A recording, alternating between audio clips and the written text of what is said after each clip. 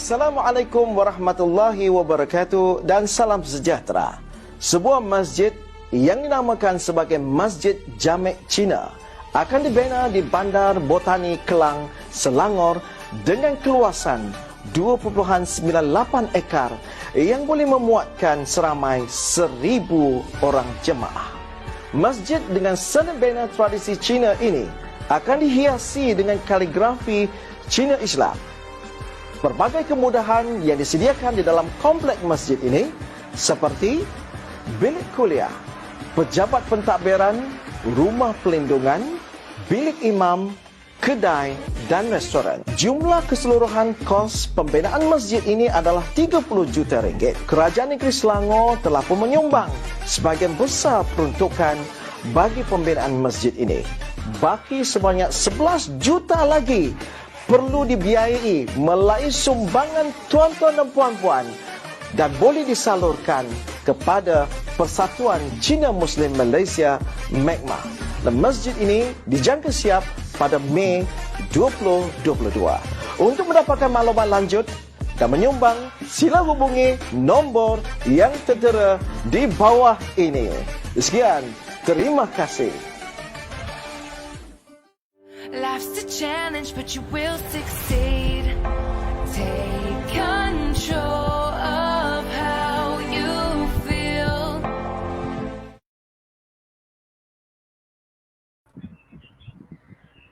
Bismillahirrahmanirrahim. Alhamdulillahirabbil alamin. Wassalatu wassalamu ala asyrafil anbiya'i wal mursalin wa ala alihi wa sahbihi ajma'in. Assalamualaikum warahmatullahi wabarakatuh. Salam sejahtera, Taja Wan Shang Hao.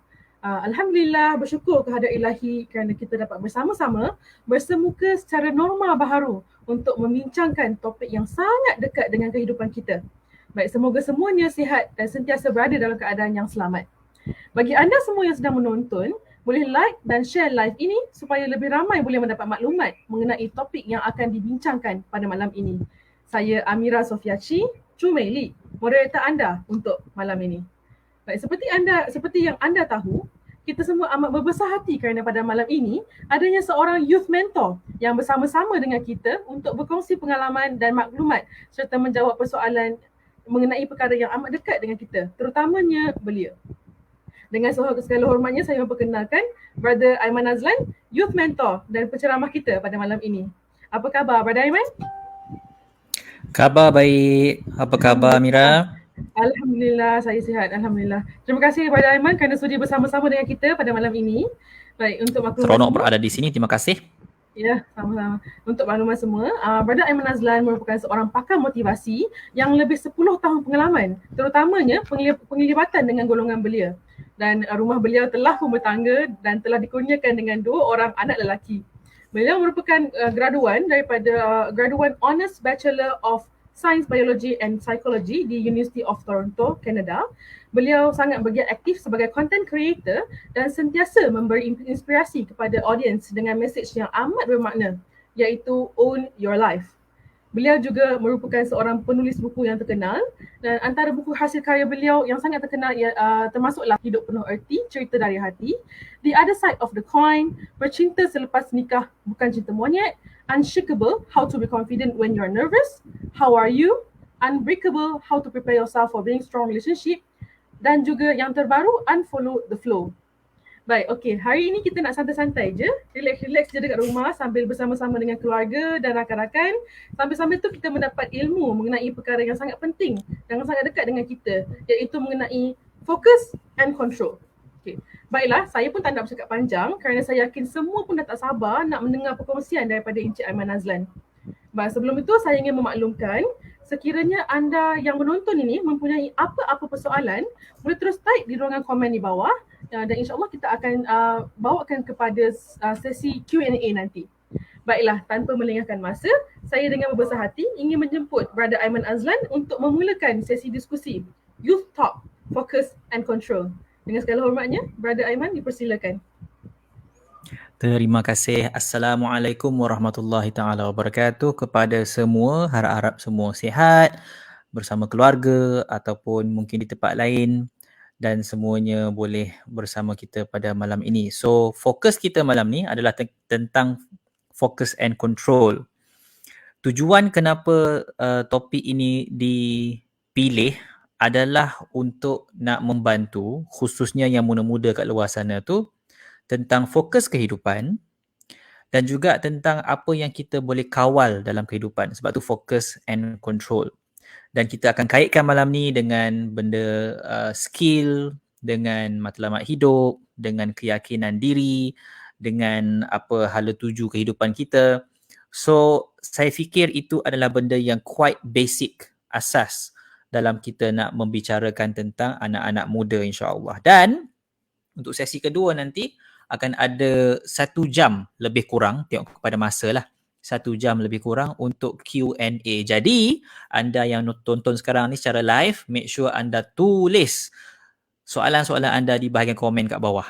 Okay? InsyaAllah penganjur akan memastikan soalan anda itu dipilih insyaAllah dan kita akan jawab di bahagian Q&A nanti. Okay? So, sebelum tu kita nak tackle dulu isu yang pertama iaitu tentang fokus. Okay, tentang fokus. Alright. So, saya nak share saya punya tablet screen sekarang, okay? Kita buat testing jap. Jadi. Okay, nice. Alright. So, tujuan saya guna tablet ni bukan apa sangat pun, nak ada something nak buat sambil bercakap. And lagipun orang yang menonton ni, dia mungkin ada benda visual yang dia boleh rujuk nanti. Okay, kalau nak buat screenshot boleh, kalau nak share dengan kawan-kawan boleh, insyaAllah dia bagi manfaat insyaAllah. Okay. So, first kali adalah tentang fokus. Kenapa bab fokus ini benda yang kita highlight sangat-sangat? Kalau dekat sekolah pun ada juga cikgu bagi tahu you kena ada fokus dalam kehidupan, you kena ada matlamat dalam kehidupan. Persoalan dia kenapa? Why? Kalau tak ada fokus tak boleh ke? You know, just go with the flow je lah kan kehidupan ni. Kenapa nak sibuk-sibuk nak rancang, nak sibuk-sibuk nak ada matlamat, just go with the flow, relax sudahlah. Okay, saya bukan nak bunyi macam orang tua sangat, tapi umur saya 31. Dan mungkin yang menonton ni umur 20-an, belasan tahun. So, saya nak bagi tahu yang sewaktu saya berumur 20-an dulu-dulu, saya pun fikir macam tu. Saya pun fikir go with the flow je lah. Buat apa nak sibuk-sibuk kan? Go with the flow kan okay. Go with the flow. Ini adalah attitude saya dulu. Dulu go with the flow. Dan rasa seronok tau bila kita go with the flow ni sebab kita rasa bebas. Kita rasa macam wah aku adalah tidak terkongkong dengan sebarang jadual ataupun rules. Aku rasa happy, rasa rasa kita boleh do anything. Go with the flow sahaja. Apa yang jadilah. It is probably sewaktu umur saya dah dekat lewat 20-an kot. Lebih kurang macam tu lah. 26, 27. Time tu dah kahwin dah. And dah dapat anak dah. Then saya realise yang sebenarnya bila saya tengok belakang-belakang balik kan. Go with the flow is actually a very bad advice. Bila saya fikir balik. It's a very bad advice. Macam ni cara saya nak terangkan. Bayangkan kita ada sampan, okay? Ataupun perahu layar. Sebab go with the flow ni dia punya image dia adalah kita berada di atas a body of water, sama ada sungai ke, tasik ke, laut ke, yang ada ombak. Sebab tu dia ada flow. Kalau tak ada ombak tak ada flow. So katakanlah kita berada di atas sampan tu dan kita sedang mengikut flow ataupun arus air di bawah kita. Dan kalau kita main ikut je arus tu, you know, kat mana dia bawa kita, kita pergi je lah. Agak-agak lah kan, kalau kita duduk tengah-tengah laut, ke manakah flow tu akan bawa kita pergi? You know, ke manakah flow tu akan bawa kita pergi? Saya khawatir kalau kita just go with the flow, duduk atas laut tu kan, go with the flow, saya takut lama-lama dia bawa kita ke tempat yang kita tak nak pun. Sebab flow laut tu, it's a mystery ke mana dia akan bawa kita. On one hand, memang rasa exciting lah kan. Wah, mystery, it could be anything. On the other hand, it's quite risky, amat berisiko tinggi kalau kita just biarkan keputusan hidup kita berdasarkan flow itu. Flow itu tentukan. Flow tu nak bawa aku ke sini, ke sinilah aku pergi. Flow tu nak bawa aku ke sanalah aku pergi. Maka yang terjadi banyak kali juga adalah anak-anak muda yang end up dekat tempat yang dia tak nak pun. Dah dia go with the flow, right? Dia end up last kali di tempat yang dia tak nak. Sebab dia go with the flow. So now, pada umur 31, kita dah belajar macam-macam dah kan. Bukan nak kata saya ni wise sangat ke apa ke, tapi kalau banding dengan diri saya umur 20 dulu tu banyak benda lah yang saya dah belajar. Beza banyak lah. And apa yang saya dapati adalah instead of going with the flow, we should control our sail. Kan kita ada sail ni dekat boat kita ni. Kita ada layar tu. Maka kita kena control lah sail tu. Control layar kita tu. Supaya kita boleh pergi di tempat yang kita actually nak pergi. Dan bukan sebaliknya. So itu diri saya sekarang lah. I'm controlling my sail. Tetapi kita bila kita control layar kita tu, kita lihat angin ke mana, kita lihat bintang ditunjuk kat mana. Ada dua benda yang kita kena ada. Kalau you nak control your sail. Dua benda yang kita kena ada. Sail tu S-A-I-L lah. Layar tu, layar perahu tu. Bukan sail jualan Jangan salah faham pula. Okay. Ada dua benda yang penting kalau you nak control your own sail. Control your own boat. Jadi captain of your own ship. Alright. Dan bukannya lepaskan sahaja benda pusing steering tu kepada the flow wherever it takes you. So dua benda penting. Yang pertama adalah you need your kompas. Kompas kita kena ada. Makna kata direction lah. Okay, direction kena ada. Hala tuju. Okay, itu perkara pertama. Hala tuju kena ada dulu. Sebab kalau kita naik boat, orang katanya nak pergi mana? Takkanlah kita nak kata entah. Saja je. Kita nak pergi tengah laut ni. Tengah laut tu macam-macam. Ombaknya, unpredictability-nya, bahayanya. Maka kita kena plan. Kita kena tahu kita nak ke mana.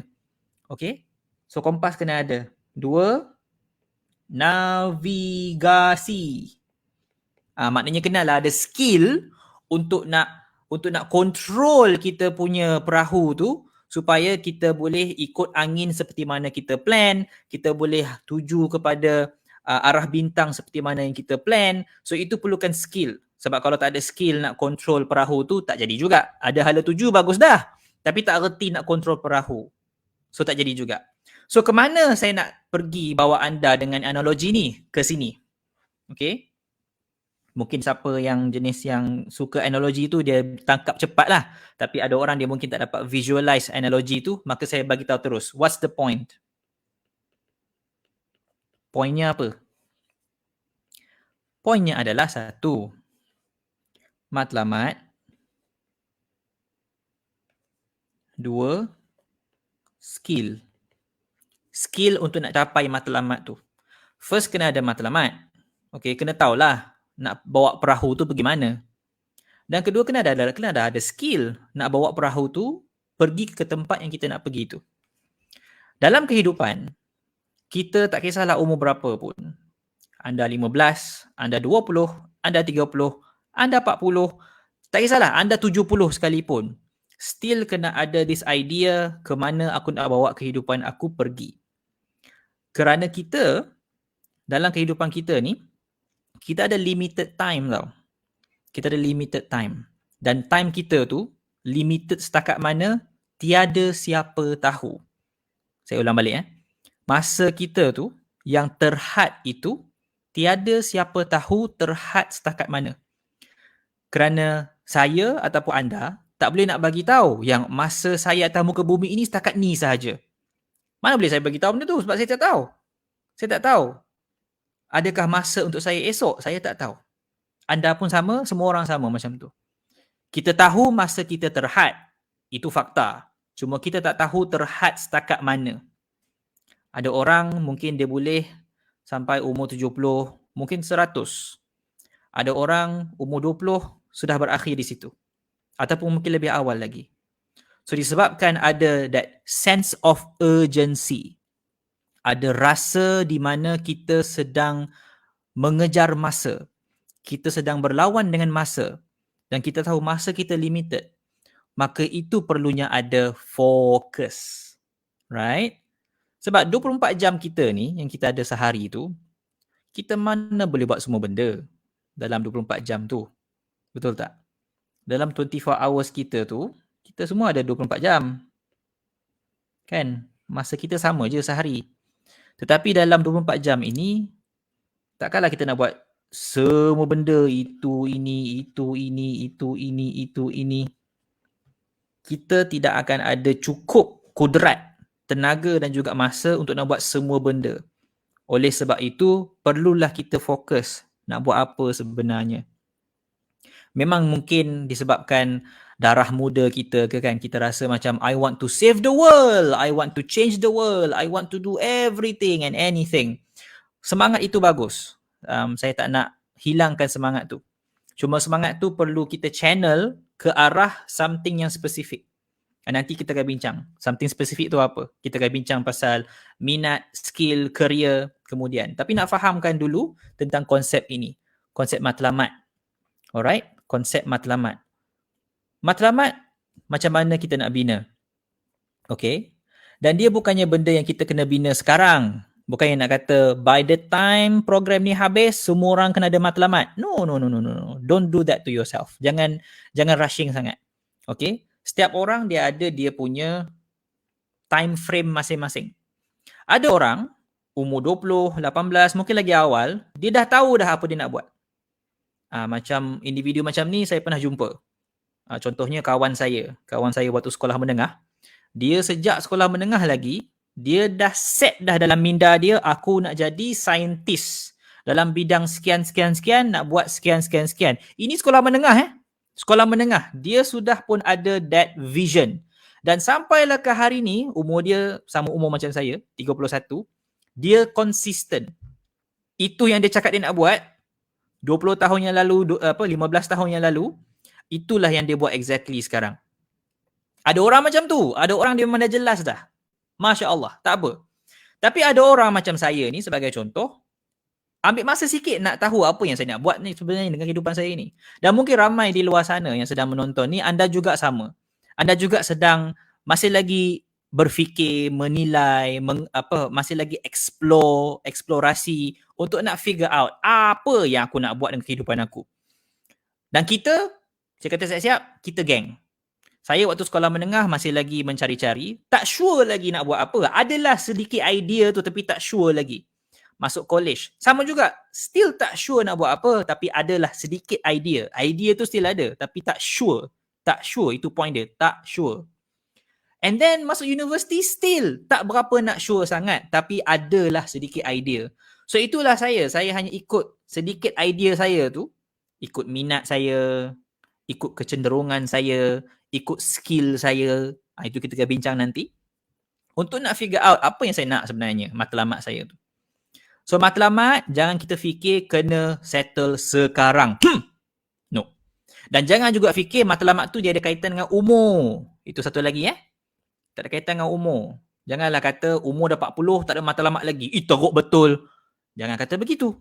Kerana kita tak tahu. Setiap orang ada time frame masing-masing. Ingat setiap orang ada time frame masing-masing. Ada orang memang cepat dia dah figure out dah kehidupan dia. Masya Allah, Alhamdulillah.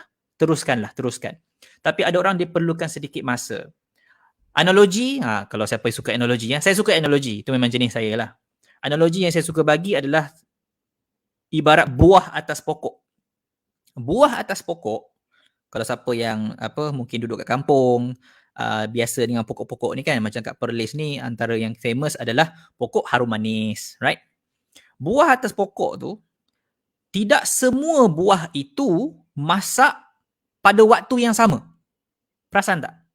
Ada yang masak awal sikit, ada yang take some time. Sebab itulah bila musim buah datang, ada buah yang kita boleh jual sekarang. Ada buah yang tak boleh jual sekarang, kena tunggu dulu. Okay? So buah yang dah masak sekarang, Alhamdulillah lah, boleh petik lah. Tapi buah yang belum masak lagi sekarang, janganlah kita pergi marah kat buah tu. Asal lambat sangat nak masak ni. Tengok buah-buah yang lain. Buah-buah yang lain okey je. Kau ni kenapa? Pelik lah kan kita marah dekat buah. Dan itu bukan masa dia. Maka kita kena biarkan dia atas pokok tu dulu. Sebab kalau kita petik awal sangat, petik buah yang tak masak, dan kita cuba makan buah yang tak masak, apa jadi? Sakit perut. Right? Sama juga dengan manusia. Manusia dia ada time masing-masing. So saya tak nak siapa-siapa yang hadir malam ni dia rasakan yang dia kena berlumba-lumba. Dia kena rushing. Tidak. Anda teruskan dengan penggembaraan anda yang unik itu. Tapi janganlah berlengah-lengah pula. Kita kena balance, okay? Jangan berlengah-lengah, at the same time jangan berlumba-lumba. Make sure you bergerak ikut kepada you punya pace yang selesa. Not too slow, not too fast. Alright? Yang kedua, which is highlight saya untuk sesi yang seterusnya ini adalah tentang skill. Okay, tentang skill. Tadi cakap pasal matlamat. Okay, kita settle yang tu. Now let's talk about skill pula. Untuk skill, pun ada dua benda juga. Okay, pun ada dua benda juga. Bila kita nak fikir pasal kerjaya, apa nak buat as a form of mata pencarian kehidupan kita. Ada dua benda utama yang kita kena fikirkan. Okay? Dua benda utama yang kita kena fikirkan. Matlamat tu kita dah settle. Okay? So kita boleh letak matlamat kat tepi sekejap. Sekarang kita nak cakap pasal dua benda yang lain pula. Alright? So kerjaya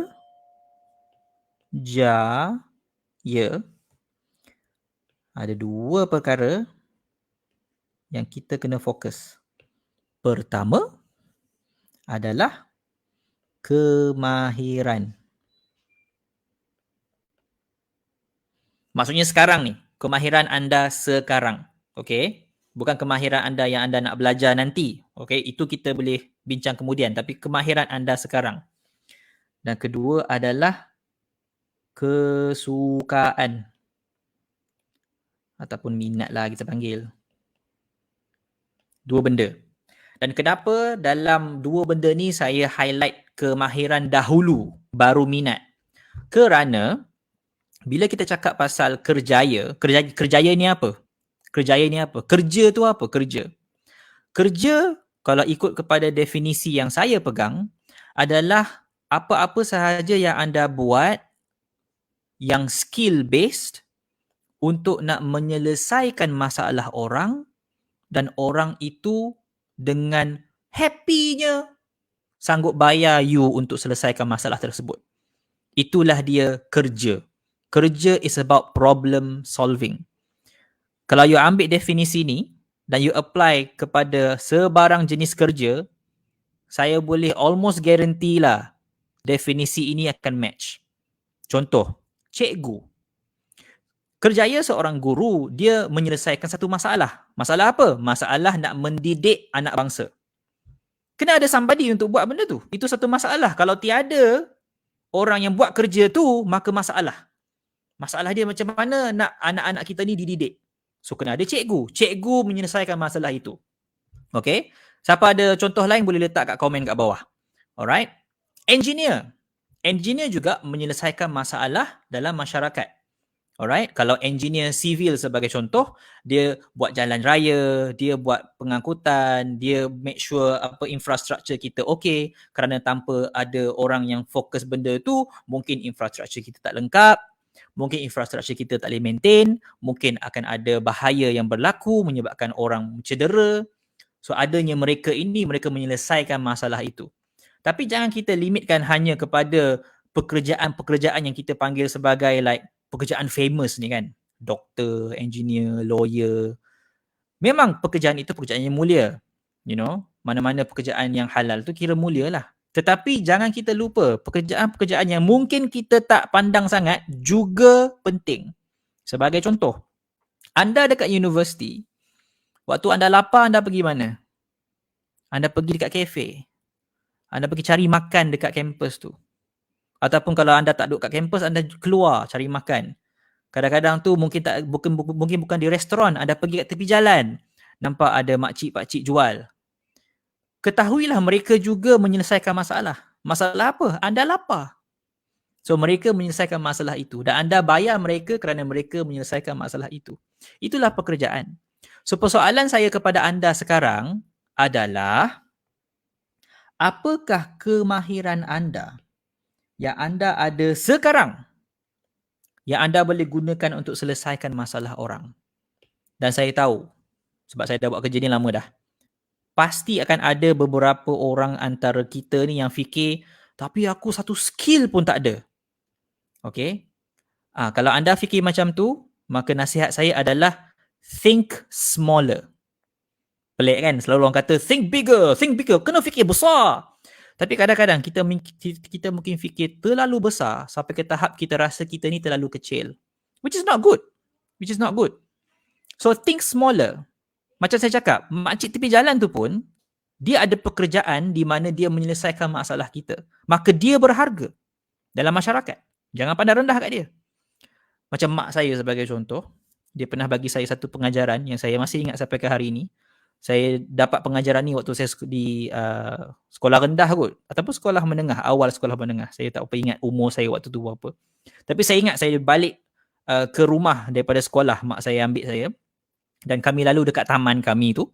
Dan waktu tu kebetulan orang ambil sampah sampai. You know, dengan truk hijau semua tu kan, nak ambil sampah dekat rumah masing-masing tu. Dan mak saya bagi tahu kat saya, simple je dia bagi tahu. Dia kata jangan pandang rendah dekat orang ni. Sebab kalau dia orang tak datang ni, habis busuk satu taman kita.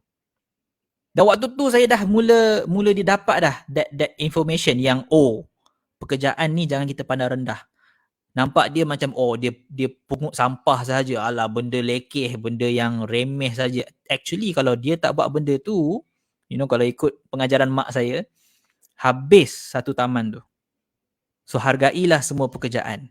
Sekiranya ia halal, ia menyelesaikan masalah dalam masyarakat, itu pekerjaan yang mulia. So saya berbalik kepada anda. Anda kena jawab soalan ini untuk diri sendiri, bukan untuk saya.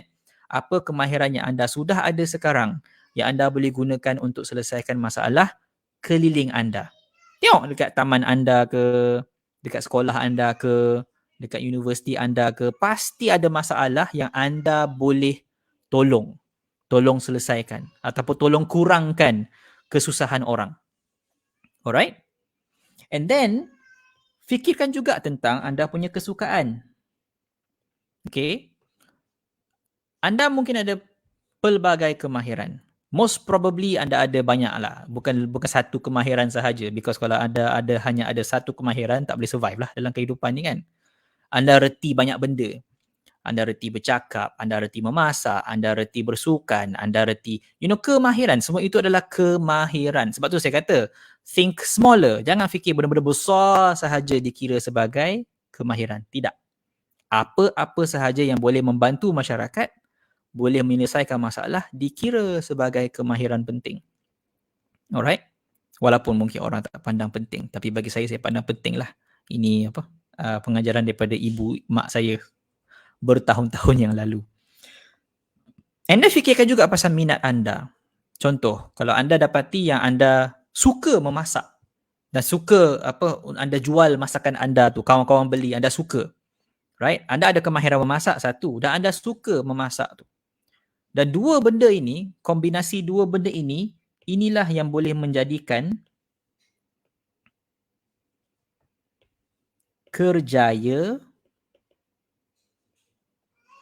bukan setakat kerjaya, kerjaya yang bermakna. Ya, itu punchline dia.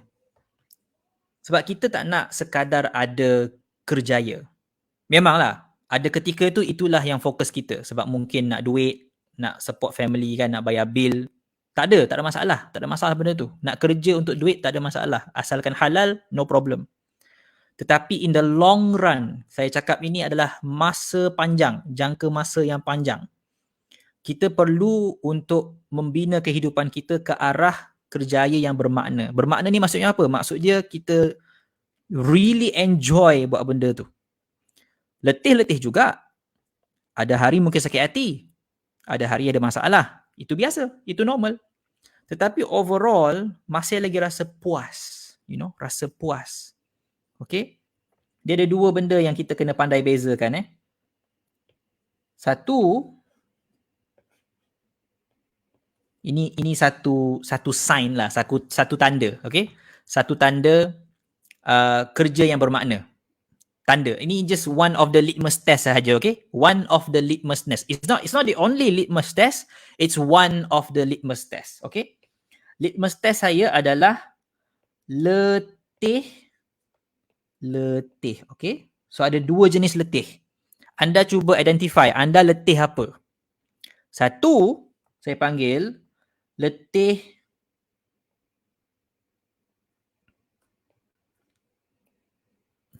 menyampah. Pernah kan letih menyampah? Tak nak buat dah benda ni. Letih menyampah. Yang dua, letih memuaskan. Dua-dua ini dipanggil letih. Faham tak? Bukan nak kata, kalau kerjaya tu aku enjoy, aku takkan rasa letih, takkan ada masalah. No. Semua pekerjaan ada masalah, ada cabaran, ada keletihan. Semua pekerjaan ada. Cuma beza dia adalah jika kita melihat kerjaya itu bermakna kerana ia kena dengan kemahiran kita dan kena dengan minat kita, maka kita akan letih yang puas. Letih yang puas. Sampai kita rasa macam, aku nak buat lagi benda ni. Letih menyampah terbalik. Dia rasa letih juga tapi dia rasa macam aku tak nak buat dah. Dan ini berbeza-beza. Dia bukannya nak kata pekerjaan tu semua orang letih menyampah dalam pekerjaan tu. Tidak. Ia bergantung kepada individu. Bukan bergantung kepada pekerjaan. Saya bagi contoh.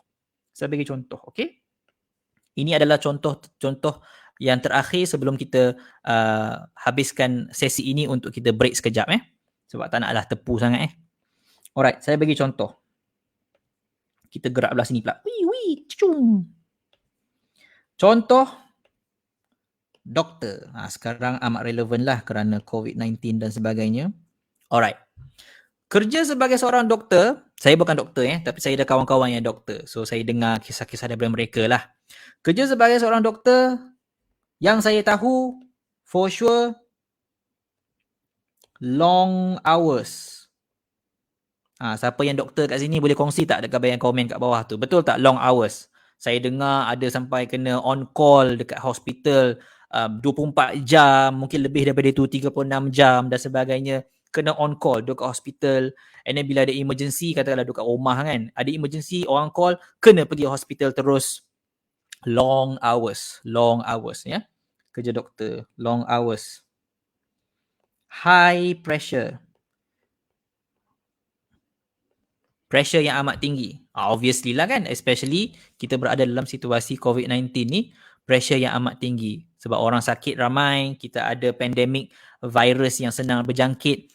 Kita tengoklah gambar-gambar doktor-doktor di hospital dan sebagainya kan. High pressure environment. Long hours, high pressure. Tapi pelik. Now, bila kita nampak long hours, high pressure, dua-dua ni memang penyebab keletihan yang teramat lah, betul tak? Penyebab keletihan yang teramat. Tapi tak semua doktor, saya boleh bagi tahu dengan yakinnya, pasal saya ada kenal orang macam ni, yang walaupun dia letih badan dia, lemah long lie macam mana sekalipun, dia tetap puas dengan kerja dia. Dan dia tak sabar nak pergi balik ke kerja. Kerana itu dia punya kerjaya bermakna. Tapi ada juga doktor, dan kita tak salahkan individu-individu macam ni, yang dia rasa menyampah dengan kerja ini. Kerana bagi mereka ini bukan kerja, ini bukan minat mereka, ini bukan apa yang mereka nak. Dan saya juga ada kenal orang yang macam ni. Kerja sama je tau. Long hours, high pressure. Kerjanya sama. Okay. Tetapi one group of doctors, they are really, really diligent and they cannot wait to go back. Kerja lagi. They really enjoy the job. Another group of doctors, dia macam tak nak, ini bukan yang aku nak pun. Aku terpaksa masuk jadi medik ni. Aku just go with the flow saja. Mak suruh nak macam mana. Ada yang macam tu.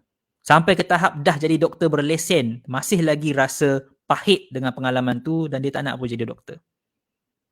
Saya bukan nak bash doktor ini contoh saja, dan contoh ni anda boleh apply dalam mana-mana profession by the way. Cikgu boleh, lawyer boleh, engineer boleh. Hatta orang jual tepi jalan tu pun boleh juga kita apply konsep yang sama, iaitu kerjaya bermakna tidak bergantung kepada kerjaya itu tetapi bergantung kepada individu. Maka anda semua kena mula fikirlah, especially yang masih baru lagi ni, yang masih lagi belajar, masih lagi di bangku sekolah, boleh mula fikir sekarang. Again, kita bukan nak berlumba-lumba, bukan nak rushing, tapi dah boleh fikir tentang kemahiran yang kita sudah ada dan juga tentang minat yang kita boleh pupuk. Alright? Dan saya pasti ada banyak soalan, jangan risau, anda boleh tulis soalan anda di bahagian komen kat bawah dan insyaAllah kita akan go through soalan-soalan tersebut pada bahagian Q&A nanti, bahagian kedua, okay? So untuk bahagian pertama, saya rasa itu sahaja dulu. Kita akan stop sekejap untuk rehat 5 minit and then kita akan sambung sesi kedua untuk cakap pasal control. Tadi fokus, ini baru fokus. Next kita nak cakap pasal control pula. Especially pasal keyakinan diri. Alright? So saya stop dulu kat situ. Kita akan berehat 5 minit.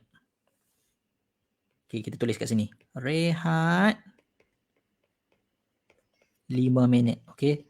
Stretching dulu. Saya pun nak pergi minum air kejap. Okay. Kita akan jumpa balik around maybe... okay. Saya serahkan kepada Mira. Sorry, tak nampak Mira tadi. Serahkan kepada Mira. Silakan Mira. Tak apa. Baik, terima kasih banyak pada Aiman Azlan. Saya tak sedar sebenarnya masa dah berlalu setengah jam sebenarnya. Saya sangat kagum dan saya sangat fokus tadi dengan apa yang Pada Aiman cakap tadi. Kita dah tamat sesi yang pertama, iaitu berkenaan dengan fokus yang diolah oleh Pada Aiman tadi mengenai skill-skill dan juga pemilihan kerjaya. Dan kita akan bersambung kembali untuk sesi yang kedua berkenaan dengan control. Macam mana kita nak kontrol kehidupan kita dan juga kerjaya yang kita akan tempuhi selepas ini. Dan macam mana yang Pada Aiman cakap tadi, Pada Aiman akan cakap mengenai lebih dengan keyakinan diri. Jadi kita akan berehat sebentar dan jangan ke mana-mana. Boleh juga nak pergi minum air ke apa ke, tak ada masalah. Kita akan jumpa lagi selepas ini, insya-Allah. Bismillahirrahmanirrahim. Alhamdulillahirabbil alamin wa bihi nasta'in wa ala umurid dunya waddin wassalatu wassalam ala asrafil anbiya'i wal mursalin sayyidina Muhammad wa ala alihi wa sahbihi ajma'in. Amma ba'd. Assalamualaikum warahmatullahi wabarakatuh. Alhamdulillah, bersyukur kita kehadrat Allah Subhanahu wa taala kerana dengan rahmat dan hidayahnya dapat kita bersama menyambut Ma'la Hijrah bagi tahun 1443 Hijrah dengan tema Manhaj Rabbani, Ummah Berkualiti. Hijrah atau perpindahan Rasulullah sallallahu alaihi wasallam dari Mekah ke Madinah merupakan satu titik sejarah yang amat besar artinya ke atas perkembangan Islam dan juga kekuatan umatnya. Pentingnya hijrah itu tidak dapat kita nafikan kerana ia menjadi satu sunnah Nabi yang memberikan pedoman kepada sikap dan gerak-geri kita.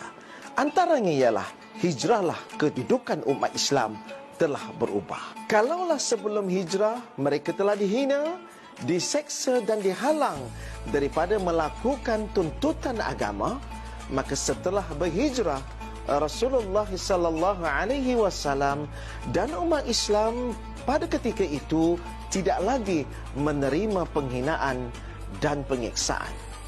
Sokongan kaum muslimin di Madinah serta terlepasnya dari percengkaman golongan musyrikin Makkah telah berjaya membebaskan umat Islam daripada belenggu penindasan dan penghinaan. Hijrah boleh juga kita artikan sebagai keluar daripada sesuatu kedudukan atau keadaan yang buruk atau tertekan kepada keadaan yang lebih selesa dan terjamin. Umat Islam mestilah mengutamakan unsur ikhtiar dalam hidup kita setiap hari. Oleh kerana penghijrahan Rasulullah sallallahu alaihi wasallam dari Mekah ke Madinah merupakan satu ikhtiar yang besar. Umat Islam dilarang menyerah segala-galanya ke hadrat ilahi. Sebaliknya, kita mesti berikhtiar bagi menjayakan apa jua projek ataupun aktiviti. Kita tidak seharusnya menyerahkan segalanya kepada takdir jika kita gagal. Kerana jika kita berikhtiar dan mencapai kejayaan, itu juga takdir. Saudara dan saudari yang saya hormati sekalian, hijrah yang dituntut dalam diri kita pada hari ini bukan lagi hijrah secara fizikal, tetapi adalah merupakan hijrah dengan membuang segala sifat mazmumah dan digantikan dengan sifat mahmudah, sesuai dengan firman Allah Subhanahu wa taala dalam surah Ar-Ra'd ayat ke-11 yang berbunyi, Bismillahirrahmanirrahim. Innallaha yughayyiru ma biqaumin hatta yughayyiru ma bi anfusihim.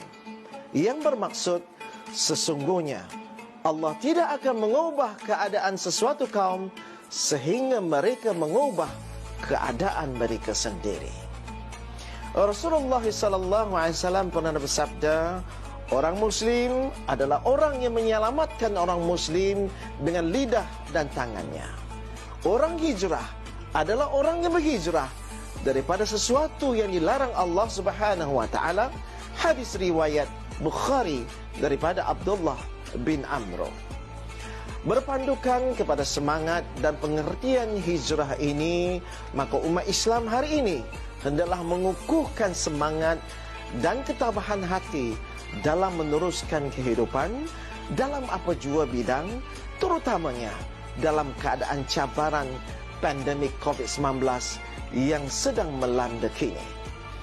Adaptasi norma baharu dalam kalangan rakyat merupakan satu penghijrahan yang terbaik dalam usaha negara memerangi penularan wabak COVID-19. Pematuhan kepada prosedur operasi standard SOP yang ditetapkan oleh pihak berkuasa seperti mana penjarakan fizikal, memakai pelitup muka dan kerap mencuci tangan merupakan kaedah terbaik dalam kita mengubah kehidupan umat Islam kepada yang lebih baik. Saudara-saudari yang saya kasih sekalian, apa yang telah saya sebutkan adalah sebahagian sahaja daripada pelajaran yang boleh kita perolehi daripada satu peristiwa yang amat penting dalam sejarah perkembangan Islam. Jika bahagian yang kecil ini sahaja memberi panduan kepada kehidupan umat Islam, ini sudah boleh menjamin kebahagiaan yang lebih besar bagi kita. Dalam menyambut kedatangan Ma'al Hijrah pada setiap tahun, kita boleh memperolehi berbagai pengajaran dan iktibar daripada peristiwa hijrah. Tidak syak lagi bahawa sedikit demi sedikit sambutan Ma'al Hijrah akan menjadi satu daripada cara bagi kita menghayati dan mengamalkan ajaran Islam dan nilai-nilai hidup dalam Islam. Bersempena dengan sambutan peristiwa hijrah yang bersejarah ini, marilah sama-sama kita memperkuatkan perpaduan dan mengembelengkan tenaga untuk menjadikan Islam sebagai cara hidup kita sepenuhnya. Tinggalkanlah segala perbuatan yang tidak memberikan kebaikan dan manfaat kepada kita semua. Sama-samalah kita berdoa kehadrat Allah Subhanahu wa taala. Semoga perjuangan kita sentiasa diberkati dan dirahmati.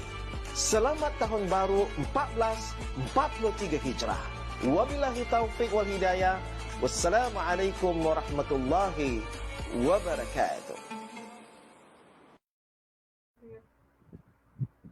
Alhamdulillah, kita telah pun kembali ke sesi yang kedua untuk perbincangan kita seterusnya, iaitu berkenaan dengan kontrol. Sebelum kita memulakan, saya ingin memaklumkan kepada semua penonton untuk sama-sama kita like dan share video ini ataupun program kita pada malam ini supaya lebih ramai yang akan mendapat manfaat daripada program hari ini, malam ini. Dan saya juga ingin memaklumkan, sekiranya anda yang menonton mempunyai apa-apa persoalan, boleh terus type di ruangan komen yang di bawah dan insya-Allah kita akan pancarkan sewaktu Q&A session nanti. Baiklah, tanpa melengahkan masa, saya ingin menjemput Pada Aiman Azlan untuk sesi yang kedua. Silakan dengan segala hormatnya, dipersilakan pada Aiman Azlan. Terima kasih Amira. Assalamualaikum semua. Kembali kita ke sesi yang kedua. So kita recap sikit kot siapa-siapa yang baru masuk. Sesi pertama tadi kita sebut tentang fokus. Tentang nak set matlamat. Bukannya go with the flow. Saya terangkanlah apa sebab kita tak nak go with the flow tu. Boleh tengok rakaman nanti kalau anda terlepas yang tu. And then kita cakap pasal skill dan juga minat. Dan kita kalau boleh lah, actually boleh insyaAllah, kita nak jadikan kerjaya kita itu berdasarkan kemahiran kita dan minat kita, supaya kita punya kerjaya itu yang bermakna dan bukan sebaliknya. Okay, so ini sesi kedua. Dalam setengah jam insyaAllah itu dia punya target dia, and selepas tu kita akan buka kepada Q&A. So Q&A kita, bajet dia lebih kurang 45 minutes to 1 hour lah. So saya harapkan mereka yang hadir malam ni secara live, tulislah soalan anda sebanyak mungkin, lagi banyak lagi bagus, tak kisah pun, dalam bahagian komen kat bawah tu, supaya nanti bila kita Q&A tu kita boleh go jawab satu persatu. Okay, usually dalam pengalaman saya tak cukup masa untuk Q&A, usually lah kan, tapi kita lihat macam mana, hopefully cukup lah hopefully cukup. Alright, kita sambung. Saya share saya punya screen jap. Alright. Okay, so ini adalah sesi yang kedua tentang control. So siapa yang follow saya mungkin sebelum-sebelum ni dalam IG dan juga di tempat-tempat yang lain, saya selalu cakap benda ni. Focus on what you can control. Ada orang mungkin dah tepu dah, asyik-asyik benda ni je Aiman Azlan ulang. Saya memang suka ulang benda yang macam ini kerana bukan jawapan copy paste ataupun jawapan skema. Tidak. Kerana ini adalah prinsip ataupun guideline saya dan juga guideline kepada anda insya-Allah. Dan itu yang saya cuba nak terapkan dalam sesi kali ni lah. Ini yang saya pegang lah dalam kehidupan saya. So it's not just benda yang saya ulang macam tu sahaja. It's part of my life where I memang fokus on what I can control sahaja. Dan saya boleh bagi tahu, awal-awal lah saya bagi tahu prinsip ini sahaja pun dah boleh membuatkan minda saya lebih tenang, minda saya lebih clear, lebih jelas berfikir. Dan dalam benda-benda yang saya risaukan, memang banyaklah saya, anak saya 2 orang kecil lagi tu, memang sebagai parents kita banyak risau. Sebagai suami kita risau, sebagai anak kita risau, kat mak bapak kita risau, sebagai seorang pekerja, sebagai seorang ketua. Tetapi kerisauan kita itu tidak melampaui batasannya hingga sampai ke tahap kita self-destruct. Kita musnahkan diri kita. So dia punya kunci dia adalah focus on what you can control.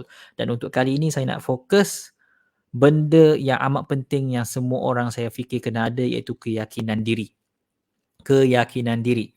So siapa-siapa yang ada isu keyakinan diri, saya tahu ada banyak tu. Pasal nak bercakap depan orang, pasal nak interview, pasal nak buat presentation dalam kelas, pasal nak, kalau siapa yang tua sikit tu, pasal nak berkahwin nanti, nak jumpa bakal mertua takutnya, ya Allah. Itu semua adalah isu keyakinan diri. Kat tempat kerja, takut nak cakap dengan bos, tak yakin nak pergi tempat kerja yang baru, ataupun mereka yang boleh mungkin nanti insya-Allah further study di tempat yang jauh daripada rumah, takut nak pergi tempat baru yang jauh daripada rumah sebab mak ayah tak ada, kita kena buat kawan baru, kita jumpa orang yang stranger pada asalnya. Kuncinya adalah keyakinan diri. Keyakinan diri. Okay? So saya nak guna ABC sebagai teknik yang saya nak share pada malam ini. Bukan teknik sangatlah, dia boleh kata guideline lah, guideline, okay? Guideline yang saya nak share malam ni, ABC. Dan guideline ABC ini datang daripada satu teori terapi dalam psikologi yang dipanggil sebagai, ini just extra information yang dipanggil sebagai REBT. Okay, siapa yang belajar psikologi tu dia tahulah, ataupun belajar counselling dia tahulah REBT tu apa. Tapi ini just, extra information. You tak perlu hafal REBT tu apa, tapi just know that apa yang saya cakap ni saya ambil ilham daripada teori REBT. Bukan datang daripada saya lah. Saya hanya olah sahaja. Okay. So A, kita mula dengan A. Alright. Just nak faham apa itu ABC yang saya sebutkan ni. A merujuk kepada activating event. Dalam bahasa mudah dia, benda yang berlaku. Apa yang berlaku? Yang activate kita, ataupun dalam bahasa moden kita kata trigger. Benda yang trigger kita apa dia? Itu A, activating event. Okay? And then B merujuk kepada belief kita tentang event tersebut. Alright? Bila benda tu berlaku, okay, apa yang kita believe, percaya tentang benda tu. Dalam minda kita tu sedang proses apa? Tentang A tu. Tentang benda yang berlaku. Itu B. Dan C,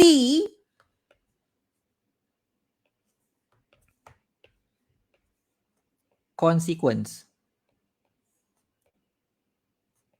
Ataupun kesan. Itulah A, B, C. A, activating event. B, belief. C, consequence. Dalam bahasa mudah dia, A, apa yang berlaku. B, apa you percaya tentang apa yang berlaku. C adalah apa kesan kepada benda yang you percaya tu. Sebagai contoh, alright, kita go straight kepada contoh.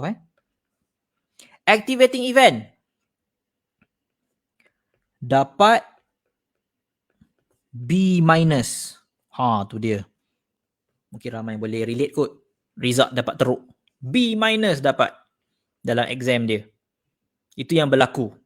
Activating event. Rasa trigger kan? Activating event. Dapat B minus. B belief adalah apa yang kita tengah fikir waktu tu. Dapat B minus. Fikir apa? Fikir apa agak-agak? Contoh.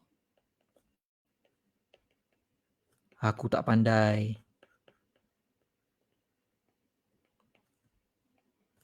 Letak emoji sikit. Aku tak pandai. And C, consequence dia, iaitu kesan daripada apa yang kita percaya tu adalah sedih, kecewa, putus asa. Bolehlah kita isi sendiri tempat kosong tu. ... So nampak tak daripada, lama dia cover sikit dekat skrin tu. Tak apa. Just saya tulis sedih, kecewa, putus asa. So nampak tak? Ini adalah model yang mudah untuk kita gunakan nak faham apa yang berlaku. So saya perkenalkan siap-siap. A, B, C. A, apa yang trigger kita. B, belief kita tentang benda tu. And C, apa kesan dia. Kuncinya adalah yang saya nak bagi tahu anda pada malam ni tentang benda ni. Ramai orang fikir kita sedih, ramai orang fikir consequence dia sedih ni, alright? Ramai orang fikir kita sedih sebab apa yang berlaku. Biasa kan? Aku sedih sebab aku dapat B. Sebab itulah aku sedih. Actually tak. Kita sedih sebenarnya, ni kita padam sikit. Kita sedih sebab B sebenarnya. Apa kita percaya tentang A. Macam mana kita proses A. Macam mana kita melihat A. Itu yang menjadikan kita rasa C. Sedih, kecewa, putus asa. Kerana ada situasi di mana ada orang dapat B minus. Okay.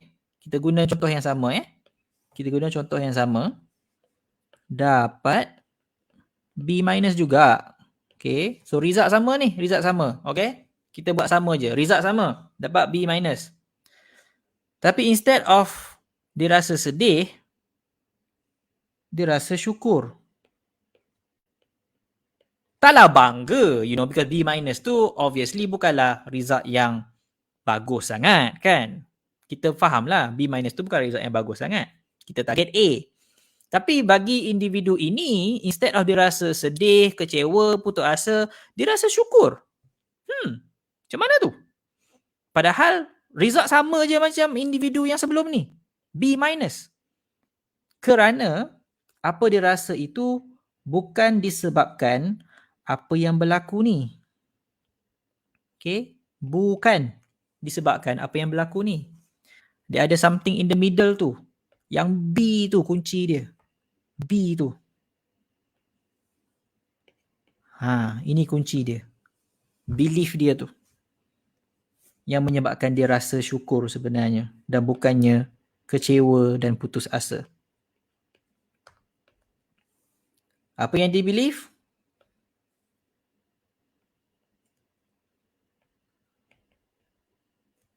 Aku tahu. Contoh saya bagi contoh. Saya bagi contoh je ni. Aku tahu apa patut aku improve. So instead of dia ambil tu sebagai, judgement, terus kata, aku dapat B-, aku memang tak pandai, aku memang student tak pandai. Dia ambil benda tu sebagai satu feedback. Dia belief dia lain. Dia bukan melihat tu sebagai, ini bukti aku tak pandai. Tak, dia lihat tu sebagai, ini menunjukkan yang ada benda aku kena improve. Sebab tu dia rasa syukur. Kerana now, sekarang aku tahu yang sebenarnya aku kena improve bahagian ni lagi. Ini yang aku kurang. Ini yang aku mungkin tak berapa faham lagi. So aku kena fokus di sini. Kena improve kat sini. So ini adalah contoh yang mudah sahaja. Dan kalau kita nak go deeper, boleh sangat. Kita boleh ambil konsep yang sama. Kita boleh apply dalam pelbagai situasi. Saya bagi contoh yang mudah kerana saya rasa yang muda-muda di dalam sesi live sekarang ini mungkin rata-rata pelajar. So saya bagi contoh yang mudah lah yang berkaitan dengan exam. Tapi konsep yang sama boleh juga apply dalam pekerjaan, dalam kekeluargaan, dalam perkahwinan, dalam kejiranan, persahabatan, tak kisah. Dia boleh apply. Kerana ini human behavior kan. So psychology ni is about human behavior. So kita boleh apply dalam situasi-situasi yang begitu. Okay? So setakat ni hopefully anda nampak lah ABC tu macam mana kita boleh apply untuk kita nak faham situasi. Saya belum cerita lagi pasal macam mana nak bina keyakinan diri ni. Saya just cerita konsep ni supaya kita faham situasi. So sekarang, ambil sedikit masa untuk anda mula refleksi diri. Reflect balik tentang anda punya ABC. Reflect balik the last time ada benda yang trigger anda. A, activating event. Putus tunang, tak dapat kerja, interview ditolak, beasiswa gagal, exam tidak mendapat result yang you nak, ataupun anak tak dengar cakap. It could be anything. Benda yang trigger kita. A, activating event. Dan saya minta anda mula fikir pasal C. Daripada A tu, terus kepada C dulu. Apa kesan dia? Okay? Anak tak dengar cakap. Kesan dia, aku rasa amat sedih, kecewa, hancur hati aku. And then, saya nak anda cuba investigate B anda tu apa dia. Kerana A dengan C, kita senang identify. Apa yang berlaku dan apa kita rasa. Senang nak identify kan? Apa yang berlaku, apa kita rasa.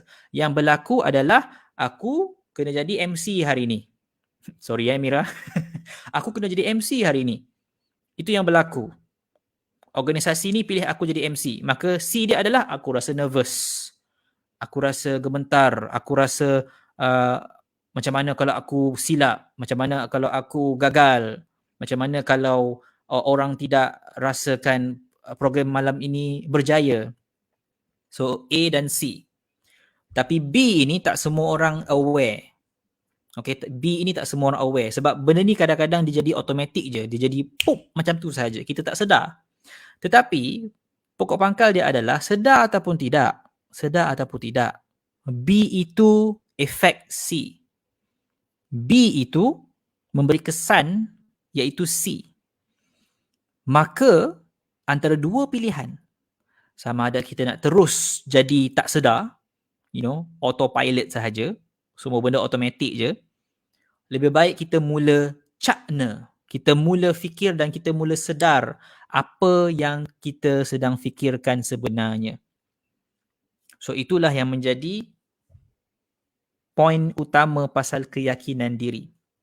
Sebab keyakinan diri kita bagi mereka yang ada self-confidence issues, tak kisahlah dalam situasi apa sekalipun, dia bukannya berpunca daripada apa yang berlaku di luar.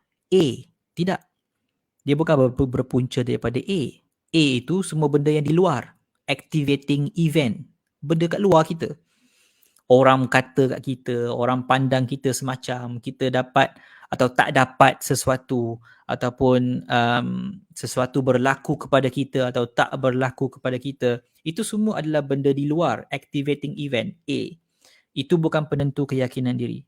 Penentu keyakinan diri adalah B, dan B dia bukan duduk di luar. B duduk di dalam. B duduk di dalam. Itu yang akan menyebabkan C, consequence.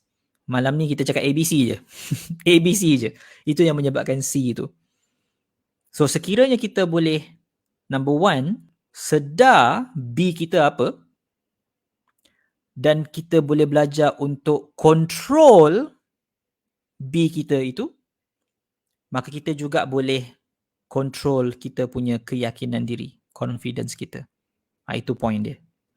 Alright, sebab B ini it's within our control sebenarnya. Kita tak control A. A kita tak control. Apa yang berlaku-berlakulah. Kita tak control A. Tapi kita control B. Cara kita melihat A. Cara kita respon. Cara kita berfikir. Cara kita melihat. Cara kita absorb benda tu dan proses benda tu. Dan itu yang sebenarnya akan menjadikan kita rasa sedih, kecewa, marah. Tapi sebelum saya teruskan, saya nak bagi satu disclaimer. Saya kena bagi tahu awal ni. Okay, disclaimer.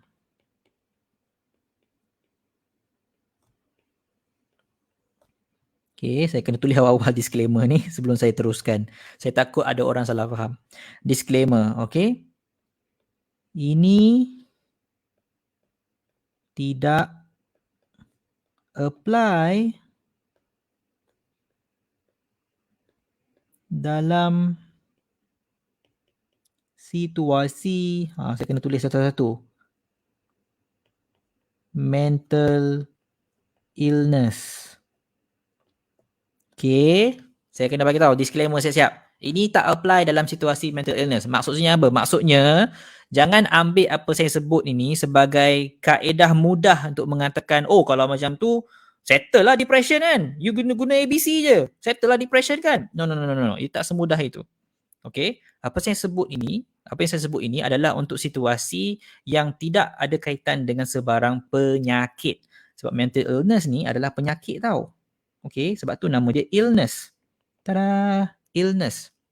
Alright, so bagi mereka yang ada masalah seperti depression, anxiety disorder, stress disorder dan sebagainya, bipolar, borderline personality ke apa yang saya sebut malam ini tidak cukup.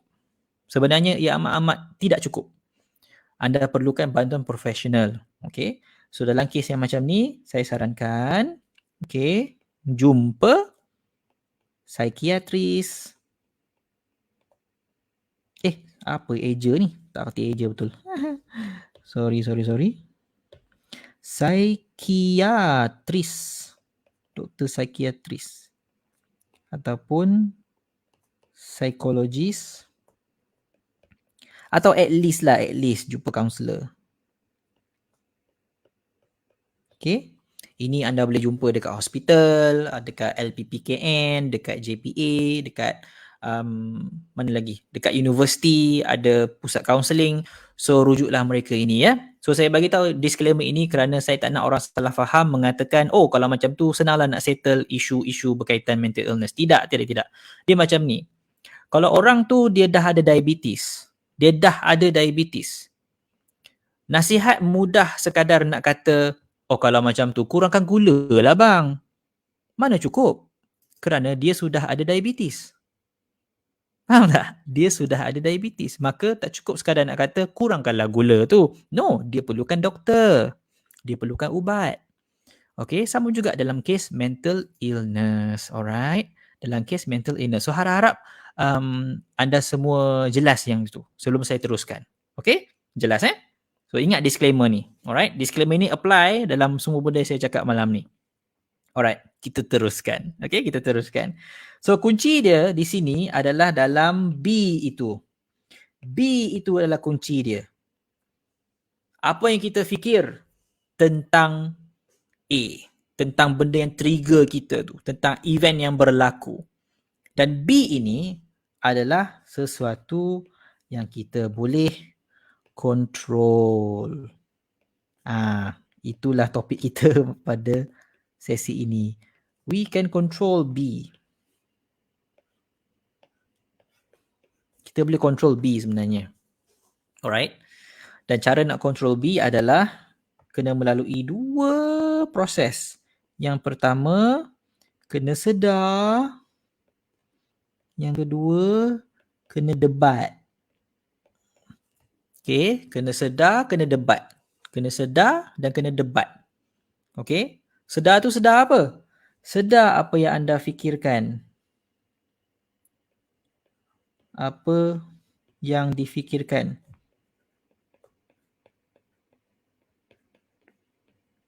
Okay, kalau nak debat, debat apa? Debat ni apa? Debat cabar apa yang anda fikirkan tu. Kena cabar. Sebab kita kalau autopilot sangat, kita tak sedar benda ni, kita main terima je apa kita fikir. Kan kalau kita fikir, aku ni tak pandai kita terima je benda tu. Terima je. Tak challenge pun, tak cabar pun, tak berdebat pun dengan pemikiran tu. Kita terima sahaja.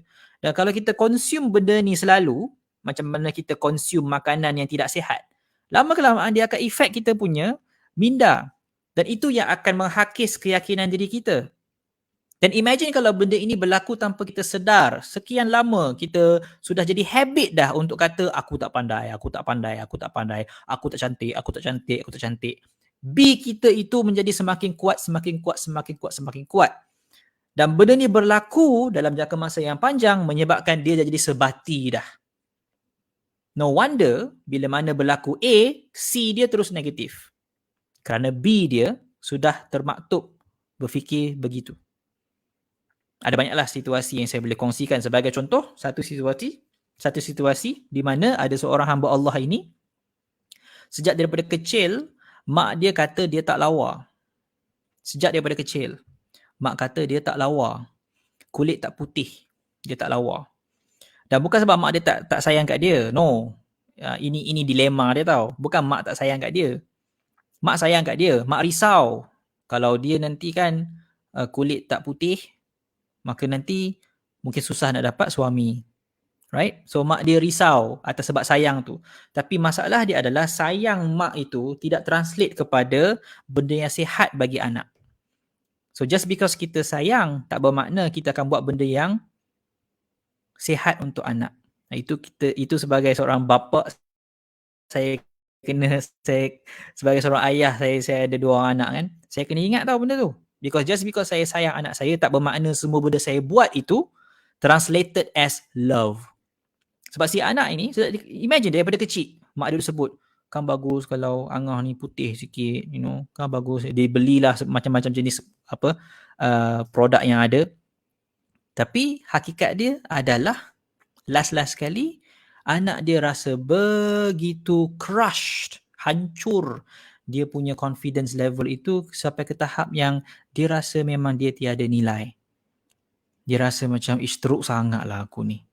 Mak aku betul lah. Agaknya betul lah mak aku. Aku memang tak lawa. Siapa nak kat aku?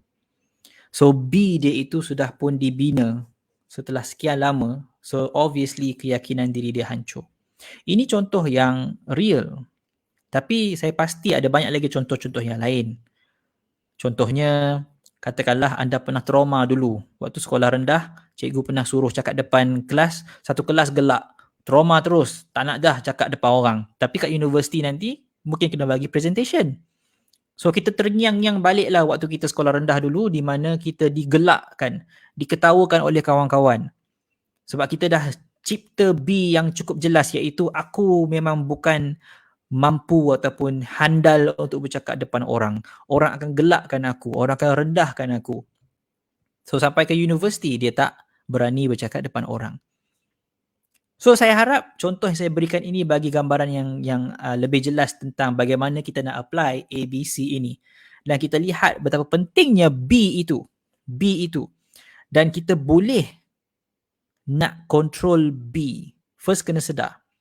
Okay? So, macam mana nak sedar? Macam mana nak sedar? Sedar? Question mark. Alright. So, ada beberapa kaedah yang saya boleh kongsikan lah. Saya buat simple je. Saya buat simple saja, okay? Cara nak sedar. Alright. Tulis. Journal. Ataupun tulis je lah, tulis. Nak panggil journal ke, diary ke, nak panggil nota ke, tak kisah. Tapi yang pokok pangkal dia adalah tulis ni, tulis. Kenapa nak tulis? Kerana pemikiran, kalau dia just sangkut dekat kepala sahaja, dia jadi abstrak. You know, kalau kita simpan dalam kepala je, dia jadi abstrak. Alright? Tapi kalau kita tulis benda tu, maka dia jadi konkret. Sebab kita dah tulis, kita dah nampak benda tu. Sebagai contoh, kalau saya tulis, right, aku tak pandai. Itu yang kita fikirkan. Aku tak pandai. Itu yang kita fikirkan. Right? Maka kita nampak jelas. Ini yang aku fikirkan. Aku tak pandai. Tapi kalau kita simpan dalam kepala sahaja, kita tak nampak benda tu. Right? Dia menjadi satu benda abstrak yang hanya di awangan sahaja. So menulis ini penting dan dia membantu kita untuk kita aware. Oh, ini yang aku fikirkan. Ini yang mengganggu aku selama ni. So bila kita nampak benda tu on paper, kita sedar, kita nampak, maka di situ kita boleh mula debat. Ini bahasa saya lah. Saya panggil debat. Okay? Sebab saya nampak ini sebagai ibarat satu pentas di mana kita kena lawan dengan pemikiran kita sendiri. So saya panggil ini sebagai debat lah. Alright, siapa yang pernah debate kat sekolah dulu tu mungkin dia boleh relate dengan benda ni. Cabar pemikiran kita sendiri. Okay. Macam mana nak cabar pemikiran? Alright, siapa yang pernah join debate tu, saya tak perlu explain panjang-panjang lah. Anda tahu kan teknik-teknik debat macam mana, rebuttal macam mana, penggulungan macam mana, anda tahu. Tapi saya nak buat simple saja untuk mereka yang tak pernah berdebat, anda still boleh faham konsep ni. Alright? Simple je, okay? Number one, ini just simple teknik yang saya perkenalkan kepada anda, yang saya sendiri guna. Alright, yang saya sendiri guna. So saya share sahaja apa yang saya sendiri guna, okay? Teknik pertama adalah guna statistik. Bukannya nak kata kita kena buat matematik. Tak, jangan risau. Siapa yang tak suka matematik tu jangan risau. Kita takkan buat calculation. Tak katakan. Guna statistik ni bermaksud kita lihat kepada frekuensi benda itu berlaku. Okay, lihat kepada berapa kerap ia berlaku dan lihat kepada betapa luasnya ia berlaku. Sebab kadang-kadang kita fikir kita tak pandai, tapi itu luas sangat. Statistically betul ke you tak pandai?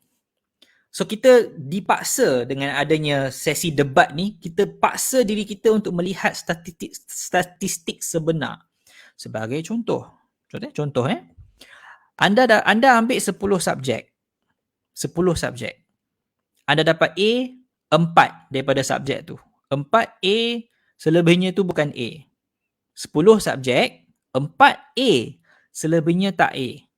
6 tu bukan A. Mungkin B, mungkin ada C, alright? Dan anda terus kata aku tak pandai. Tapi kalau lihat kepada statistik tu, 4 tu A. 4 tu A. So you boleh kata dalam 4 benda tu aku pandai. 4 tu A kan? 4 benda tu aku pandai. So aku tak pandai, tiba-tiba jadi tak valid tau. Betul ke aku tak pandai ni? Tapi 4 subjek tu aku A. Katakanlah kita tak masuk akademik pun. Alright? Katakanlah kita bukan student akademik. Mungkin semua paper kita tak dapat A. Tapi kita hebat bersukan. Right? Kalau bagi bola dekat kita, letak kat tengah padang tu, kita boleh gelecek daripada goal A sampai ke goal B macam Lionel Messi. Itu juga satu bentuk kepandaian. Tak semua orang boleh gelecek bola. Bagi bola kat saya, minta maaf lah. Itu juga bentuk kepandaian. So bila kata aku tak pandai, Betul ke? Melihat kepada statistik, tak macam begitu. Sebab aku tak pandai adalah satu blanket statement kita panggil. Satu conclusion besar. Dan conclusion tu, mestilah ada logik dia kan. Barulah kita boleh conclude. Therefore, aku tak pandai. Tapi bila kita selidik balik, nampak macam tak betul je. Conclusion kita tu, aku tak pandai. Sebab bola aku pandai je. Aku boleh main bola okey je. Aku boleh masak. Right? Aku boleh jahit. Aku kerti bercakap. Right? Aku kerti jual barang. Ada subjek dalam sekolah tu aku dapat A. So aku tak pandai tu tidak valid kalau ikut teknik statistik tu. Alright? Guna statistik tu. Aku tak pandai. So dengan kita berdebat tu kita boleh dapat clarity of mind. Okay, now kita dah mungkin lebih berfikir lebih jelas. Okay, sebenarnya bukannya aku tak pandai sebuah benda. Mungkin subjek tu je yang aku ada masalah. Subjek tu je aku ada masalah. Sebab dalam banyak keadaan kita ambil satu situasi yang spesifik tapi kita umumkan situasi itu untuk apply kepada semua benda. Sebagai contoh, aku tak pandai sebab dapat B dalam subjek itu. Subjek katakanlah English. Aku dapat B. And terus kita kata aku tak pandai lah. No. You tak pandai English. Tu tak apalah. Valid lah tu. Sebab kita nampak, you dapat result ni untuk English. Subjek lain okey je. Itu lebih baik konklusinya berbanding cakap terus aku tak pandai. Beza dia adalah kita telah spesifikkan masalah itu kepada satu arena sahaja. Dan itu merujuk kepada statistik. Buktinya betul. Subjek tu je you ada masalah. Subjek lain okey je. Okay. Yang kedua adalah, ini bagi mereka yang beragama Islam, letakkan Allah dalam equation situasi kita tu. Saya terangkan, jangan risau, saya terangkan. Maksudnya macam ni. Ramai orang dia hilang keyakinan kerana dia merasakan apa yang berlaku itu adalah satu judgement terhadap nilai dia sebagai seorang manusia, sebagai seorang anak, sebagai seorang pelajar, sebagai seorang pekerja dan sebagainya. Meletakkan Allah dalam equation tu bermakna kalau Allah ini ke yang dia pandang. Kalau Allah ini ke yang dia pandang. Sebagai contoh, aku tak pandai. Maka aku rasa macam aku tak layak untuk apa-apa sekalipun. Rasa down sangat, aku tak pandai. Okey. Kalau Allah itu ke yang dia pandang? Tidak, bukan itu yang Allah pandang. Allah pandang apa? Allah pandang kita punya ketakwaan.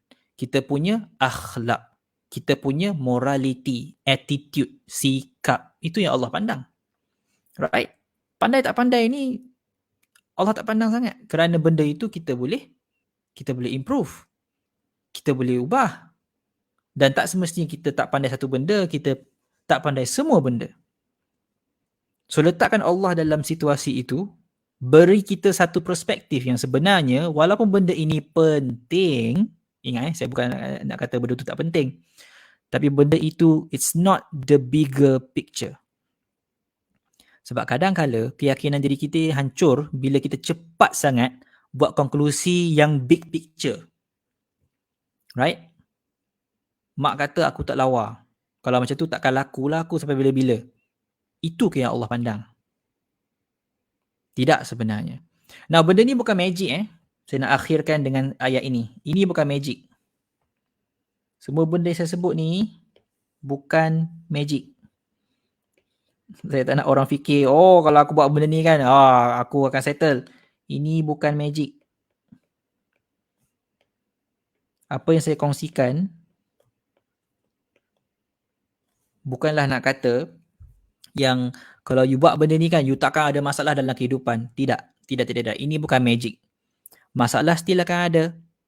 Keyakinan diri kita masih lagi akan dicabar.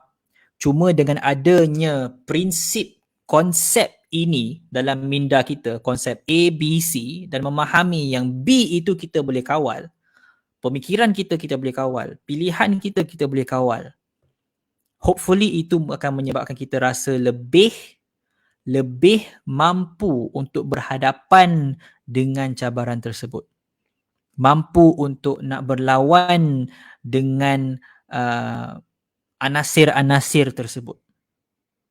Itu point dia. Bukan point dia adalah, oh you practice benda ni guarantee magic ni magic. No, tak ada magicnya. Tiada magic. Ini hanyalah alat-alat untuk membantu kita dalam menghadapi cabaran-cabaran kehidupan supaya kita boleh settle kita punya keyakinan diri itu. Okay, so hopefully dengan perkongsian tersebut maka tamatlah 2 sesi, satu tentang fokus, satu tentang control, dan dalam masa berbaki ni saya janji lebih kurang tinggal 40 minit ya. Dalam 40 minit ini kita akan buka untuk Q&A. Saya difahamkan soalan sudah pun masuk daripada penonton kita malam ni.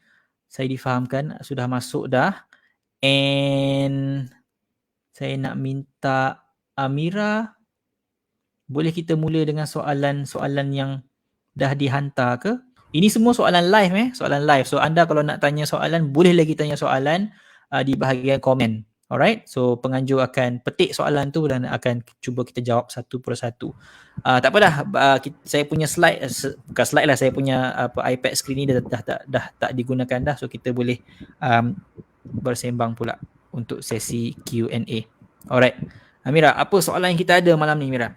Baik, Alhamdulillah, terima kasih banyak kepada Aiman Azlan, dan saya sebenarnya dapat banyak soalan daripada audience, dan kita akan terus ke soalan yang pertama tanpa melengahkan masa. Baik, pada Aiman Azlan, soalan yang pertama bagaimana kalau kita suka dengan apa yang kita lakukan sekarang ni ataupun yang akan kita lakukan, kita rasa kita boleh kontrol, kita memang yakin kita boleh kontrol situasi dalam apa yang kita buat tu, tapi kita tetap tak happy. So macam mana tu pada Aiman Azlan? Silakan. Kita suka benda tu tapi kita tak happy. Maksudnya bila kita dapat masalah, kita dia some kind of, it is one of our passion also. Dia satu kita punya minat juga. Tapi bila kita buat benda tu, kita sampai satu tahap. Bila sampai tahap kita akan rasa macam mana Brother Aiman cakap tadi, letih menyampah. Yang kita rasa tak happy. Sedangkan kita ni minat dengan benda ni, kita ni suka dengan apa yang kita buat, tapi and kita boleh control apa yang kita tengah buat sekarang ni, tapi kita still rasa tak happy. Alright, so dalam that's a very good question tau. Saya tengah fikir dalam situasi yang macam ni, I mean, kalau individu yang tanyakan soalan ini ada di hadapan saya akan cuba nak investigate lah. Sebab apa yang dikongsikan itu, I don't think it's the whole story.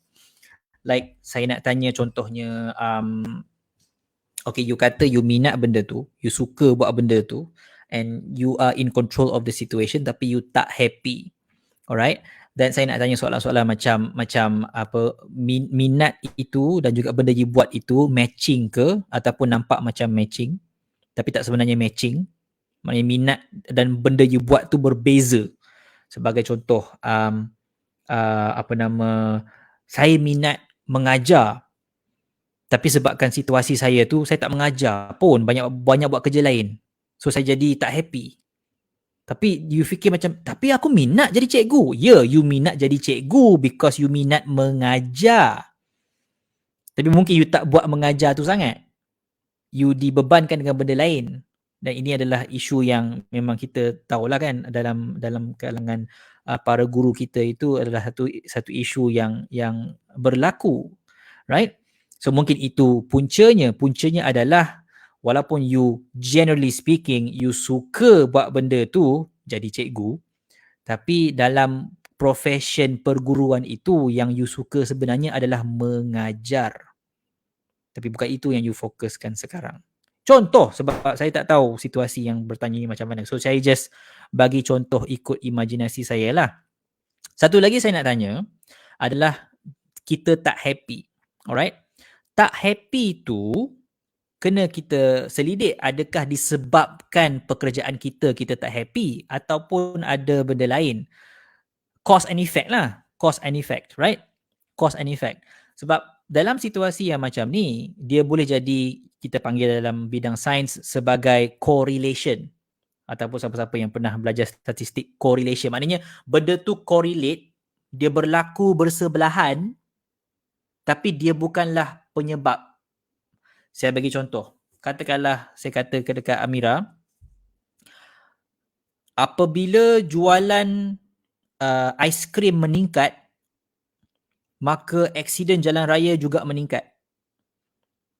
Kita nampak data menunjukkan bila jualan aiskrim meningkat, kemalangan jalan raya juga meningkat. Dan tiba-tiba you kata, oh kalau macam tu kita kena kurangkan jualan aiskrim kerana ia menyebabkan kemalangan jalan raya. Tak, itu salah. Itu correlation. Maksud dia berlaku bersebelahan, serentak. Kita nampak dalam jangka masa yang sama tu, dia berlaku serentak. Jualan naik, tiba-tiba nampak aksiden naik. Correlation. Dalam correlation, dalam perkaitan macam tu, kita kena melihat kepada variable yang kita tak nampak. Ada third variable kat situ. Contohnya, yang saya bagi tahu tu sebenarnya adalah real example tau. Real example. Dia ada variable ketiga yang kita tak nampak, iaitu cuaca semakin panas. Itu variable ketiga. Cuaca semakin panas, obviously, jualan aiskrim meningkat. Cuaca semakin panas, ia menyebabkan mood kita berubah. Kita jadi semakin cepat nak marah. Itu boleh menyumbang kepada kemalangan meningkat. Right? So, berbalik kepada situasi ni, point saya adalah, bila you kata you tak happy, saya nak kena selidik dulu. Adakah you tak happy sebab pekerjaan atau ada sebab lain? Itu second issue saya lah. Third issue saya, so ada 3 benda yang saya boleh fikir sekarang. Third issue saya adalah, ini something yang saya dah explain dalam IG live saya, I think a week ago or something like that. Saya pernah explore pasal topik happiness as matlamat ultimate ultimate purpose of life, to be happy. Saya dah fikir tau pasal benda tu, because I realise yang that maybe not the case. Sebab dalam kehidupan kita ni, happiness kita tidak kekal. Memang ada ketika kita happy, tapi ada ketika kita marah, kita sedih, kita kecewa, kita kan bercampur-campur emosi kita tu. Kita tidak happy sentiasa. Dan kalau ada orang yang happy sentiasa, orang tu bermasalah tau. It's not normal. It's not normal untuk happy sentiasa. Dan bila kita fikir balik, para nabi pun dia tak happy sentiasa.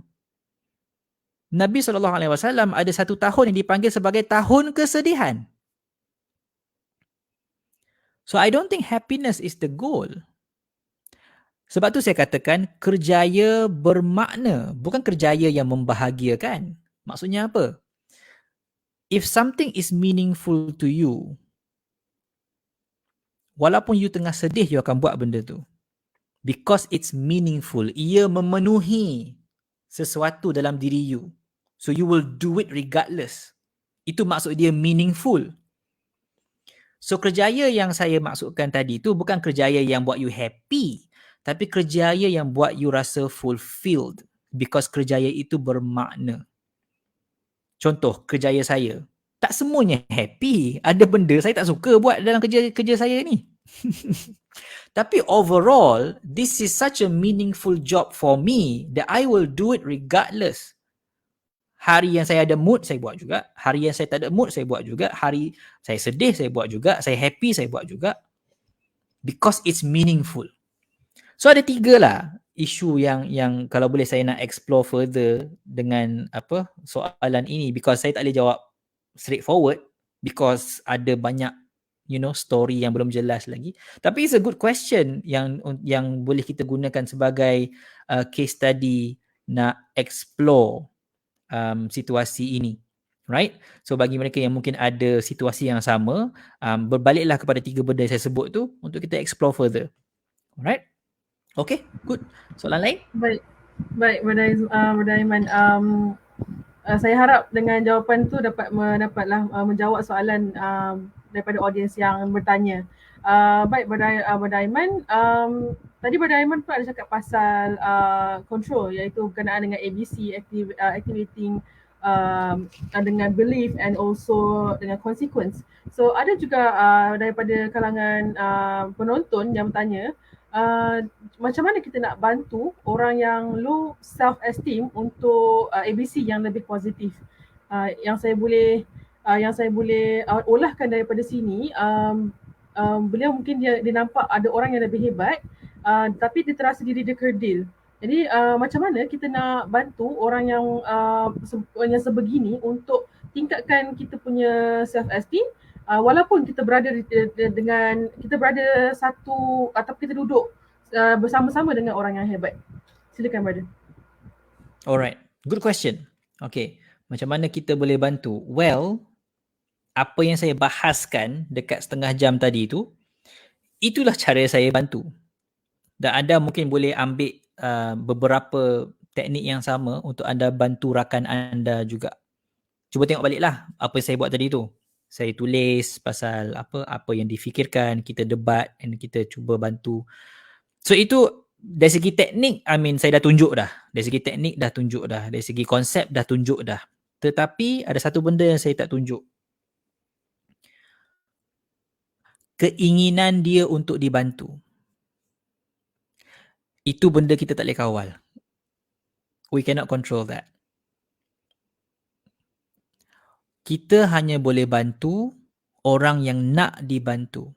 Dan itu pilihan dia, bukan pilihan kita. Okay?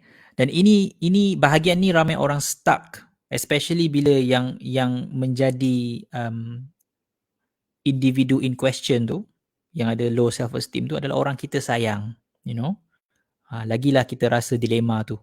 Sebab kita betul-betul nak tolong dia ni. Betul-betul nak tolong dia. Tapi dia tak nak. Dia tak nak ditolong. Tak nak ditolong tu bukan nak kata, aku tak nak. Tapi sebab dari segi behavior dia tu, dia reject sebarang bentuk pertolongan yang kita nak bagi dekat dia. Kita nak tolong dia, kita nak bagi tahu, okay, apa kata kita duduk bersama-sama, kita buat tulisan sikit, right? Kita tulis apa yang kita fikirkan. Dia tak nak. Dia tak nak. Ataupun katakanlah, okay, aku mungkin tak mampu nak bantu. Walaupun aku nak bantu. Apa kata aku teman pergi jumpa kaunselor? Apa kata? Dia tak nak. Dia tak nak. Dia tak payah.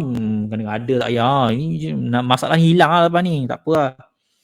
So, kita hanya boleh bantu kalau dia memang nak dibantu.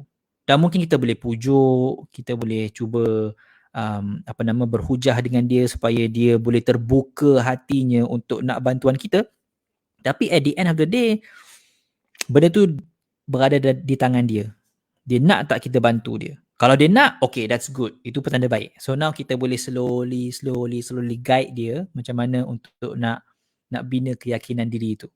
Alright? Sebagai seorang rakan, I think one of the best thing yang kita boleh buat adalah menjadi pendengar yang baik. Sebab kadang-kadang orang yang low self-esteem ni, dia ada kisah dia. Mungkin sejak kecil dia macam tu, mungkin ada kejadian yang berlaku sebelum-sebelum ni yang kita tak tahu. Tapi kalau kita menjadi pendengar yang baik, kita mungkin boleh dapat info yang penting itu yang menjadi clue kepada kenapa dia boleh jadi macam tu hari ni.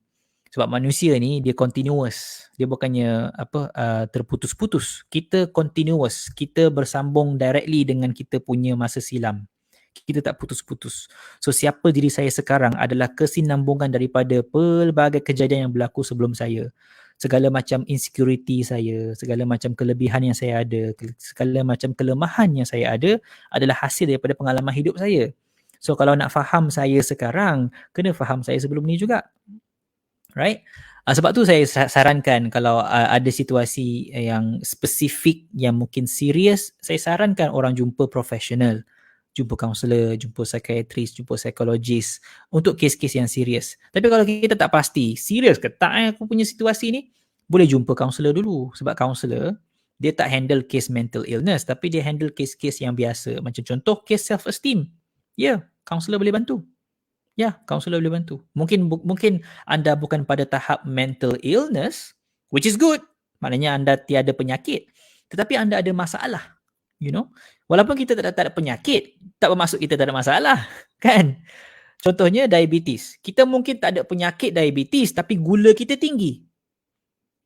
Mungkin bukan pada tahap diabetes, tapi still gula kita tinggi. Itu satu masalah. So kita kena ubah something sebelum jadi diabetes. Sama juga dalam masalah-masalah macam ni, dia mungkin bermula dengan masalah biasa. Tapi sekiranya tidak di-tackle awal, benda ni berlarutan, dia mungkin, saya bukan kata garanti, dia tak garanti benda ni, dia mungkin boleh jadi satu benda yang lebih serius dia akan datang. Alright, so itu saranan saya lah. Kalau you tanya macam mana nak bantu, you boleh rujuk balik yang saya sebutkan tadi tentang self-confidence, ABC, dan flow saya tadi tu. Saya rasa saya dah jelaskan dah yang tu. Cuma part yang saya tak jelaskan adalah keinginan untuk dibantu. Itu benda kita tak boleh kawal. Sebab topik tadi topik pasal control. So saya tak sebutlah benda tu. Tapi kita kena faham yang individu berkenaan dia memilih sama ada dia nak tak bantuan kita ataupun tidak. Alright? Dia sama juga macam situasi-situasi yang lain di mana individu itu buat pilihan dia sendiri dan itu kita tidak boleh kawal. Pilihan orang kita tak boleh kawal. Kita boleh persuade, kita boleh cuba pujuk, kita boleh cuba berhujah, tetapi at the end of the day, dia yang pilih. Dia yang pilih. Alright? Baik, ya saya sebenarnya setuju dengan apa yang Brother Aiman Azlan cakap. Kita hanya boleh control apa yang kita hanya boleh fokus apa yang kita nak control. Macam mana yang selalu Brother Aiman cakap, focus on what you can control. So that is yang tu salah satu tagline daripada Brother Aiman Azlan yang saya memang sangat suka dengan tagline tu. Baik, Brother Aiman, terima kasih atas jawapan tu dan kita akan teruskan dengan jawapan yang seterusnya. Dengan soalan yang seterusnya, iaitu ada juga audience yang bertanyakan minta pandangan daripada Brother Aiman dengan orang yang ada high expectation dengan semua benda. Sampai kita sendiri sebenarnya yang orang yang bertanya ni dia ingin bertanyakan diri sendiri mempunyai high expectation dengan semua benda sampai selalu down bila semua benda tak jadi macam mana yang dia expect. So macam mana nak overcome benda tu dan apa nasihat Brother Aiman dekat audience ni? Silakan. Alright, okay. Sebelum saya jawab, saya nak bagi disclaimer again. Ini bukan untuk situasi di mana individu tersebut ada mental illness. Bukan. Ini situasi yang biasa-biasa. Alright. Untuk situasi yang biasa-biasa, kalau kita ada problem dengan expectation kita versus reality, maka kita kena tanya soalan yang sama tadi dah. Mana satu boleh kawal? Can you control reality? Like you boleh ubah ke reality? Like katakanlah you nampak baju saya hitam, you kata aku tak nak baju tu hitam, aku nak ubah baju tu jadi biru. Boleh ke? Tak boleh. Because reality kita tak kawal. Itu reality. Kita tak kawal reality. Tapi expectation kita of reality kita boleh kawal. Alright, kita boleh kawal. Cumanya dalam kes ini dia ada satu benda yang menarik, iaitu keinginan dia tu. Dia mungkin tahu, dia mungkin tahu yang aku tahu expectation aku ni mungkin tinggi sangat. Tapi keinginan dia tu, dia nak expectation dia tu jadi yang menyebabkan dia susah nak let go expectation tu. So I think that's one of the issue lah. Dia tak boleh let go kepada keinginan dia tu. Dia nak benda jadi sebiji macam mana yang dia nak benda tu jadi. That's an issue. It's an issue. It's an issue of ego. It's an issue of maybe insecurity. Like kenapa you tak boleh terima reality yang berbeza daripada apa you nak? Itu saya akan tanyalah. Kenapa you tak boleh terima benda tu? Is there a reason why you tak boleh terima benda tu tak jadi seperti mana you harapkan? Because if you look at reality, that's totally normal. Selalu berlaku. Benda jadi tak seperti mana kita harapkan. Selalu kan? Esok kita harapkan esok mesti cerah. Esok mesti cerah. Tengok esok hujan. Tak seperti kita harapkan. Nanti bila vaksin datang ni kan, tak lama lagi kita dah boleh balik kepada normal. Kita dah boleh keluar, kita dah boleh buat, tapi realiti tak macam tu. Right? So persoalan dia, kenapa you tak boleh terima bila mana realiti tidak seperti apa you harapkan? Kenapa tak boleh terima? So itu mungkin kita boleh go deeper dengan dia punya life story lah. Mungkin ada story kat situ. Mungkin, saya tak tahu. Saya main agak je kan, because yang bertanya ni dia tak boleh berdiskusi dengan kita secara terus. So saya main teka je lah. Alright, so izinkanlah saya buat tekaan saya. So itu yang saya nak explore further tentang kenapa tak boleh terima bila benda tak seperti kita harapkan. Bukan saya nak kata jangan harapkan apa-apa. Itu biasa juga saya jumpa. Bila orang expectation dia kerap kali disappointed, lelah kali dia rasa apa tahu, tak payah expect apa-apa lah, senang. Go with the flow saja. Itu bermasalah, itu timbul masalah baru pula. Hakikat dia adalah kita memang akan ada expectation. Like it or not, kita memang akan ada expectation. Kita memang diciptakan untuk berharap. It's part of our nature untuk berharap. Kalau tidak, macam mana kita nak berhubung dengan Allah kalau tidak ada that nature of berharap? Right? Kita ada that nature of harapan. Okay? Expectation. Persoalan dia di sini adalah expectation yang macam mana yang patut kita pegang. Itu je. Bukannya nak kata no expectation or 100% expectation. No. Dia lebih kepada tengah-tengah tu. Apa expectation yang kita patut pegang. So di sini, kita, bukan saja orang yang tanya ni, kita kena sentiasa selidik. Adakah expectation kita selari dengan realiti? Adakah expectation kita selari dengan realiti? And di situ ada isu yang lain pula, isu melihat realiti. Mampukah kita melihat realiti dengan cara yang objektif? So ada banyaklah benda yang saya boleh explore dengan soalan ini. It's a very interesting question. I really like it. Tapi saya jenis yang tidak ambil mudah soalan yang macam ni, because I don't think it's black and white. I don't know, I have a feeling, maybe because dah 10 tahun buat kerja ni kan, I have a feeling yang orang yang tanya soalan ni ada kisah di sebaliknya. Dan I'm interested to know the story. Tapi sebabkan orang tu tak ada kat sini, so I just leave it at that lah. Alright? Baik, memang tak menafikan berkenaan dengan soalan yang tadi yang baru dijawab oleh Brother Aiman. Kita memang saya memang setuju juga dengan jawapan yang Brother Aiman bagi. Dan sebenarnya kita ada banyak sebenarnya soalan daripada audience. Tapi sebabkan sekarang pun dah menunjukkan jam dekat laptop saya dah menunjukkan 10.43 malam dan kita untuk kita memang tak sedar sebenarnya masa berlalu dengan sangat pantas. Dengan Brother Aiman yang teman kita pada malam ini, memang tak boring daripada first kita start sampailah sekarang sebenarnya, dan saya sangat happy dengan benda tu. Alhamdulillah. Dan disebabkan masa sangat mencemburui kita, saya akan bertanyakan soalan yang terakhir untuk Brother Aiman berkenaan dengan expectation juga. Macam tadi expectation diri sendiri, tapi sekarang adalah expectation daripada orang sekeliling. Audience yang bertanyakan ni, dia bertanyakan adakah dengan maksud Brother Aiman control, bila kita control dengan apa yang kita nak lakukan, bolehkah kita abaikan perasaan orang lain? Sebabkan bila kita nak control something, mesti kita akan fikir tentang diri sendiri. Okay?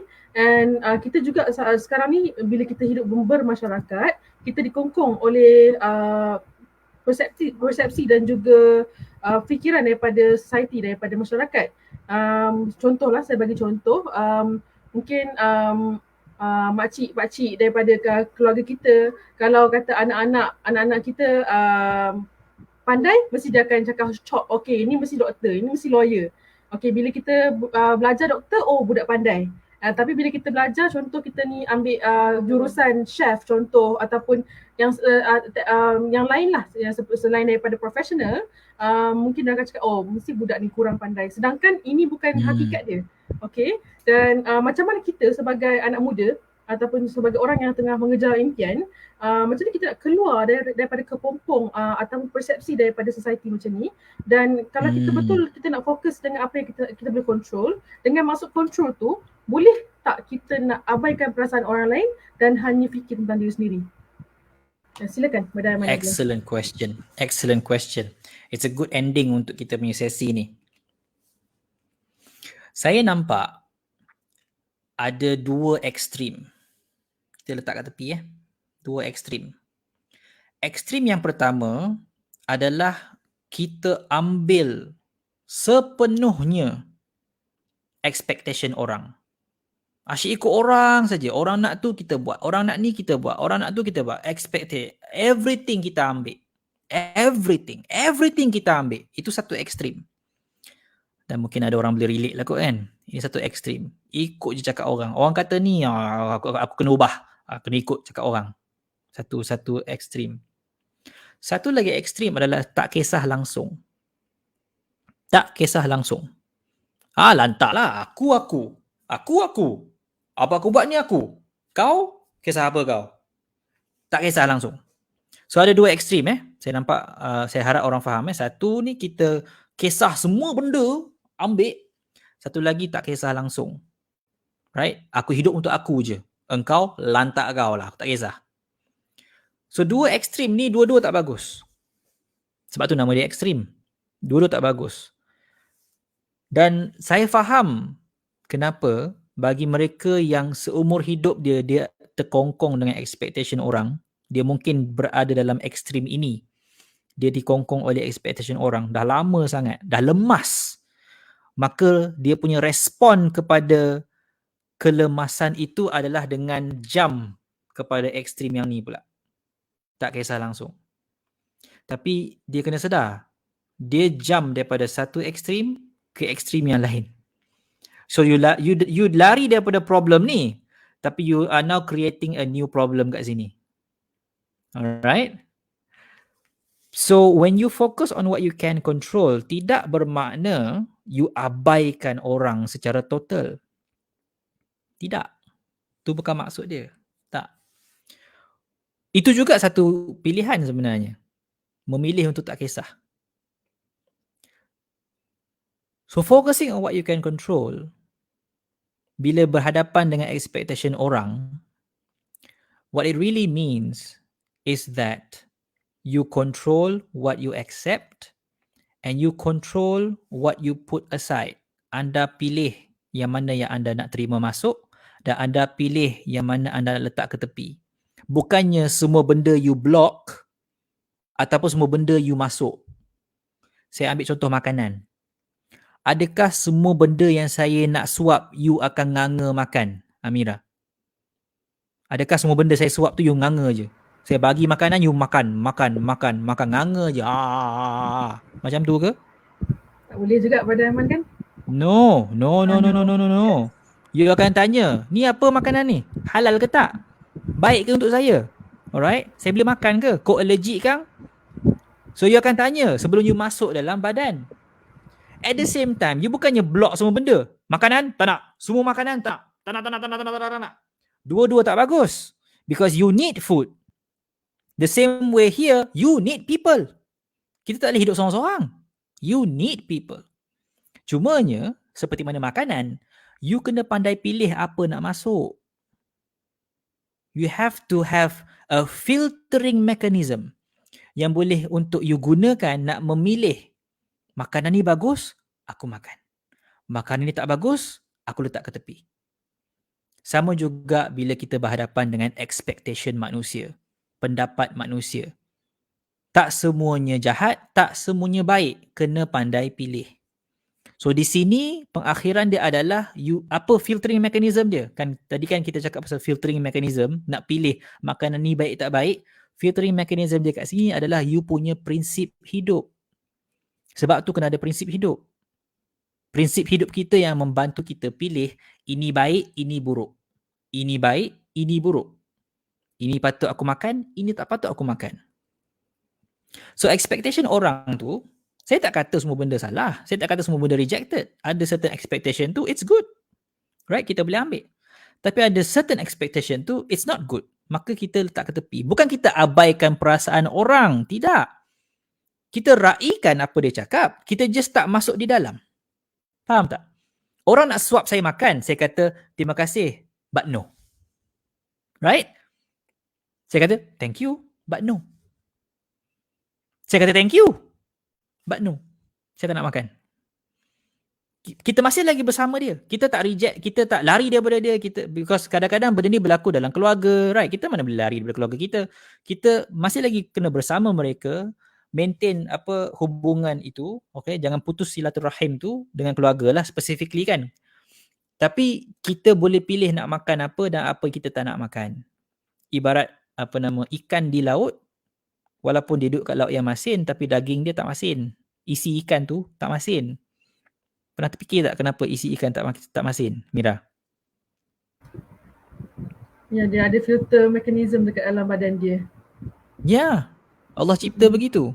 Betul. Dia ada filtering system dalam badan dia yang menyebabkan air garam laut tu, siapa yang pernah mandi pantai tahulah kan betapa masinnya air laut tu. Dia tak masuk dalam badan ikan tu dan dia tidak efek dia punya rasa daging tu, rasa isi ikan tu. Kerana ikan ada filtering mechanism dia. Dia buang. Actually kalau ikan ambil garam tu, ikan tu akan mati. Alright?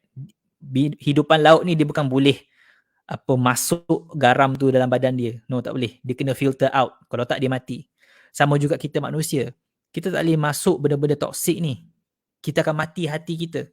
So kita kena pandai filter supaya kita boleh kekal hidup. Bukan saja hidup di luar badan ni, hidup kat dalam juga.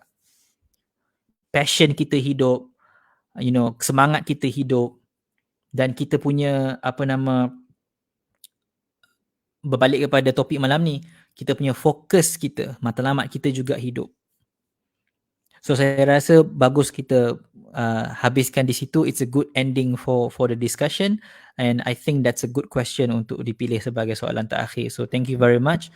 I appreciate the opportunity and I appreciate the time and hopefully perbincangan kita ini bermanfaat dan bermakna. Kalau ada salah dan silap, saya mohon maaf siap-siap ya.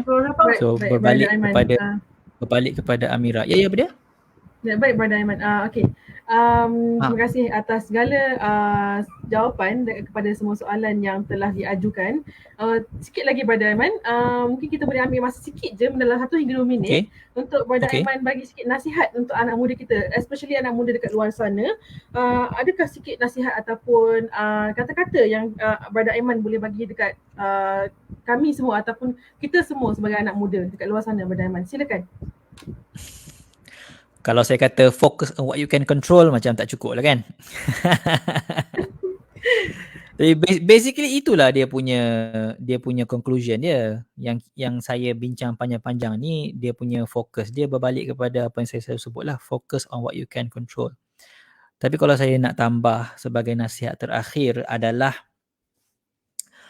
none of what I say is easy. Orang yang follow saya tu hopefully faham. Dia tak boleh anggap yang kalau dia amalkan apa yang saya sebut ni, maka kehidupan dia akan jadi mudah. No. I think we have to accept yang kehidupan ni mencabar. Seperti mana berbalik kepada analogi asal, sampan kita di laut. Laut itu, you like it or not, dia akan berombak. Okay? Sama juga kehidupan kita. Berombak. Kadang-kadang ribut. Right? Kita tak kawal benda tu. So point kita kongsi malam ini bukan nak kata you amalkan benda ni guarantee kehidupan you mudah. No. Because if there is such a thing as an easy life, the Prophet SAW would have an easy life. But he didn't. Dan point dia bukan nak menyebabkan kita rasa sedih ataupun pesimistik, tidak. Tapi lihat bagaimana Nabi SAW mengemudi bahtera baginda. Bagaimana baginda live his life. That's how he control his sail.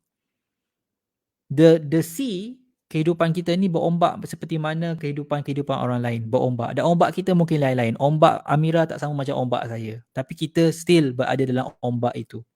Poin kita malam ni adalah kita nak ada kemahiran untuk kita boleh nak control sail kita tu. Supaya ombak macam mana pun kita masih lagi boleh bergerak sampan kita tu ke arah destinasi yang kita nak.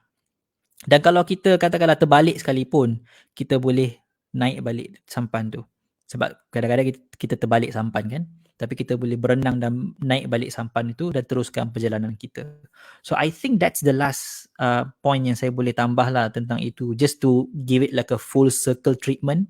Balik kepada analogi asal yang saya mulakan sesi kita malam ni tu. Hopefully itu memberi makna lah kepada mereka yang mendengar sampai ke tahap ni.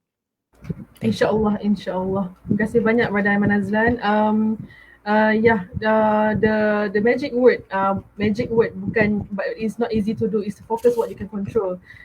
Memang Brother Aiman Azlan sangat terkenal dengan kata-kata yang seperti ini, dan selain daripada tu ada lagi yang lain, tapi salah satunya untuk hari ini adalah focus on what you can control. Baik, kita dah sampai ke penghujung program kita. Apa yang kita kawal, apa yang anda kawal adalah bagaimana anda melihat situasi dan bagaimana anda bertindak balas terhadapnya. Dan saya ingin mengambil sedikit kata-kata daripada Brother Aiman Azlan sendiri dalam karya buku beliau, daripada buku Unfollow the Flow, iaitu there is no deadline, there's no race, there's only a journey and that journey is yours. Baiklah, diharapkan agar semua mendapat input daripada apa yang telah dikongsikan oleh Brother Aiman hari ini. Bagi pihak penganjur, Persatuan Cina Muslim Malaysia, MAKMA, dan rakan-rakan kolaborasi hari ini iaitu Mampan Kebangsaan, Mutiara, Pemis Quipsas, PMFSU Kuis, Persha Yusas dan Permas Syar'i Unisyams. Kami semua ingin mengucapkan ribuan terima kasih kepada Encik Aiman Azlan, youth mentor kita, di atas perkongsian dan kesudian dalam meluangkan masa bersama kita semua pada malam ini. Dan kami juga ingin mengucapkan terima kasih kepada semua yang menonton live pada malam ini, dan diharapkan untuk kita semua boleh mendapat manfaat dan kita boleh mendapat ilmu dan kongsikan juga kepada orang lain, insya-Allah. Jadi dengan itu, barakallahu fikum wa jazakumullah khairan katsiran wa jazakumullah ahsanul jaza. Ingat, focus on what you can control. You control yourself, not others. Dan sekian sahaja untuk malam ini. Terkasar bahasa, tersilap bicara, mohon dimaafkan. Sesungguhnya yang baik itu datangnya daripada Yang Maha Pencipta dan yang buruk itu datangnya daripada kekilafan kami sendiri. Wallahu ta'ala alam. Saya akhiri sesi ini dengan lafaz wabillahi taufiq wal hidayah. Wassalamualaikum warahmatullahi wabarakatuh. Take care and stay safe semua. Life's a challenge, but you will succeed. Take control of how you feel in every circumstance. Work on yourself daily. Your story's far from done. The best is yet to come.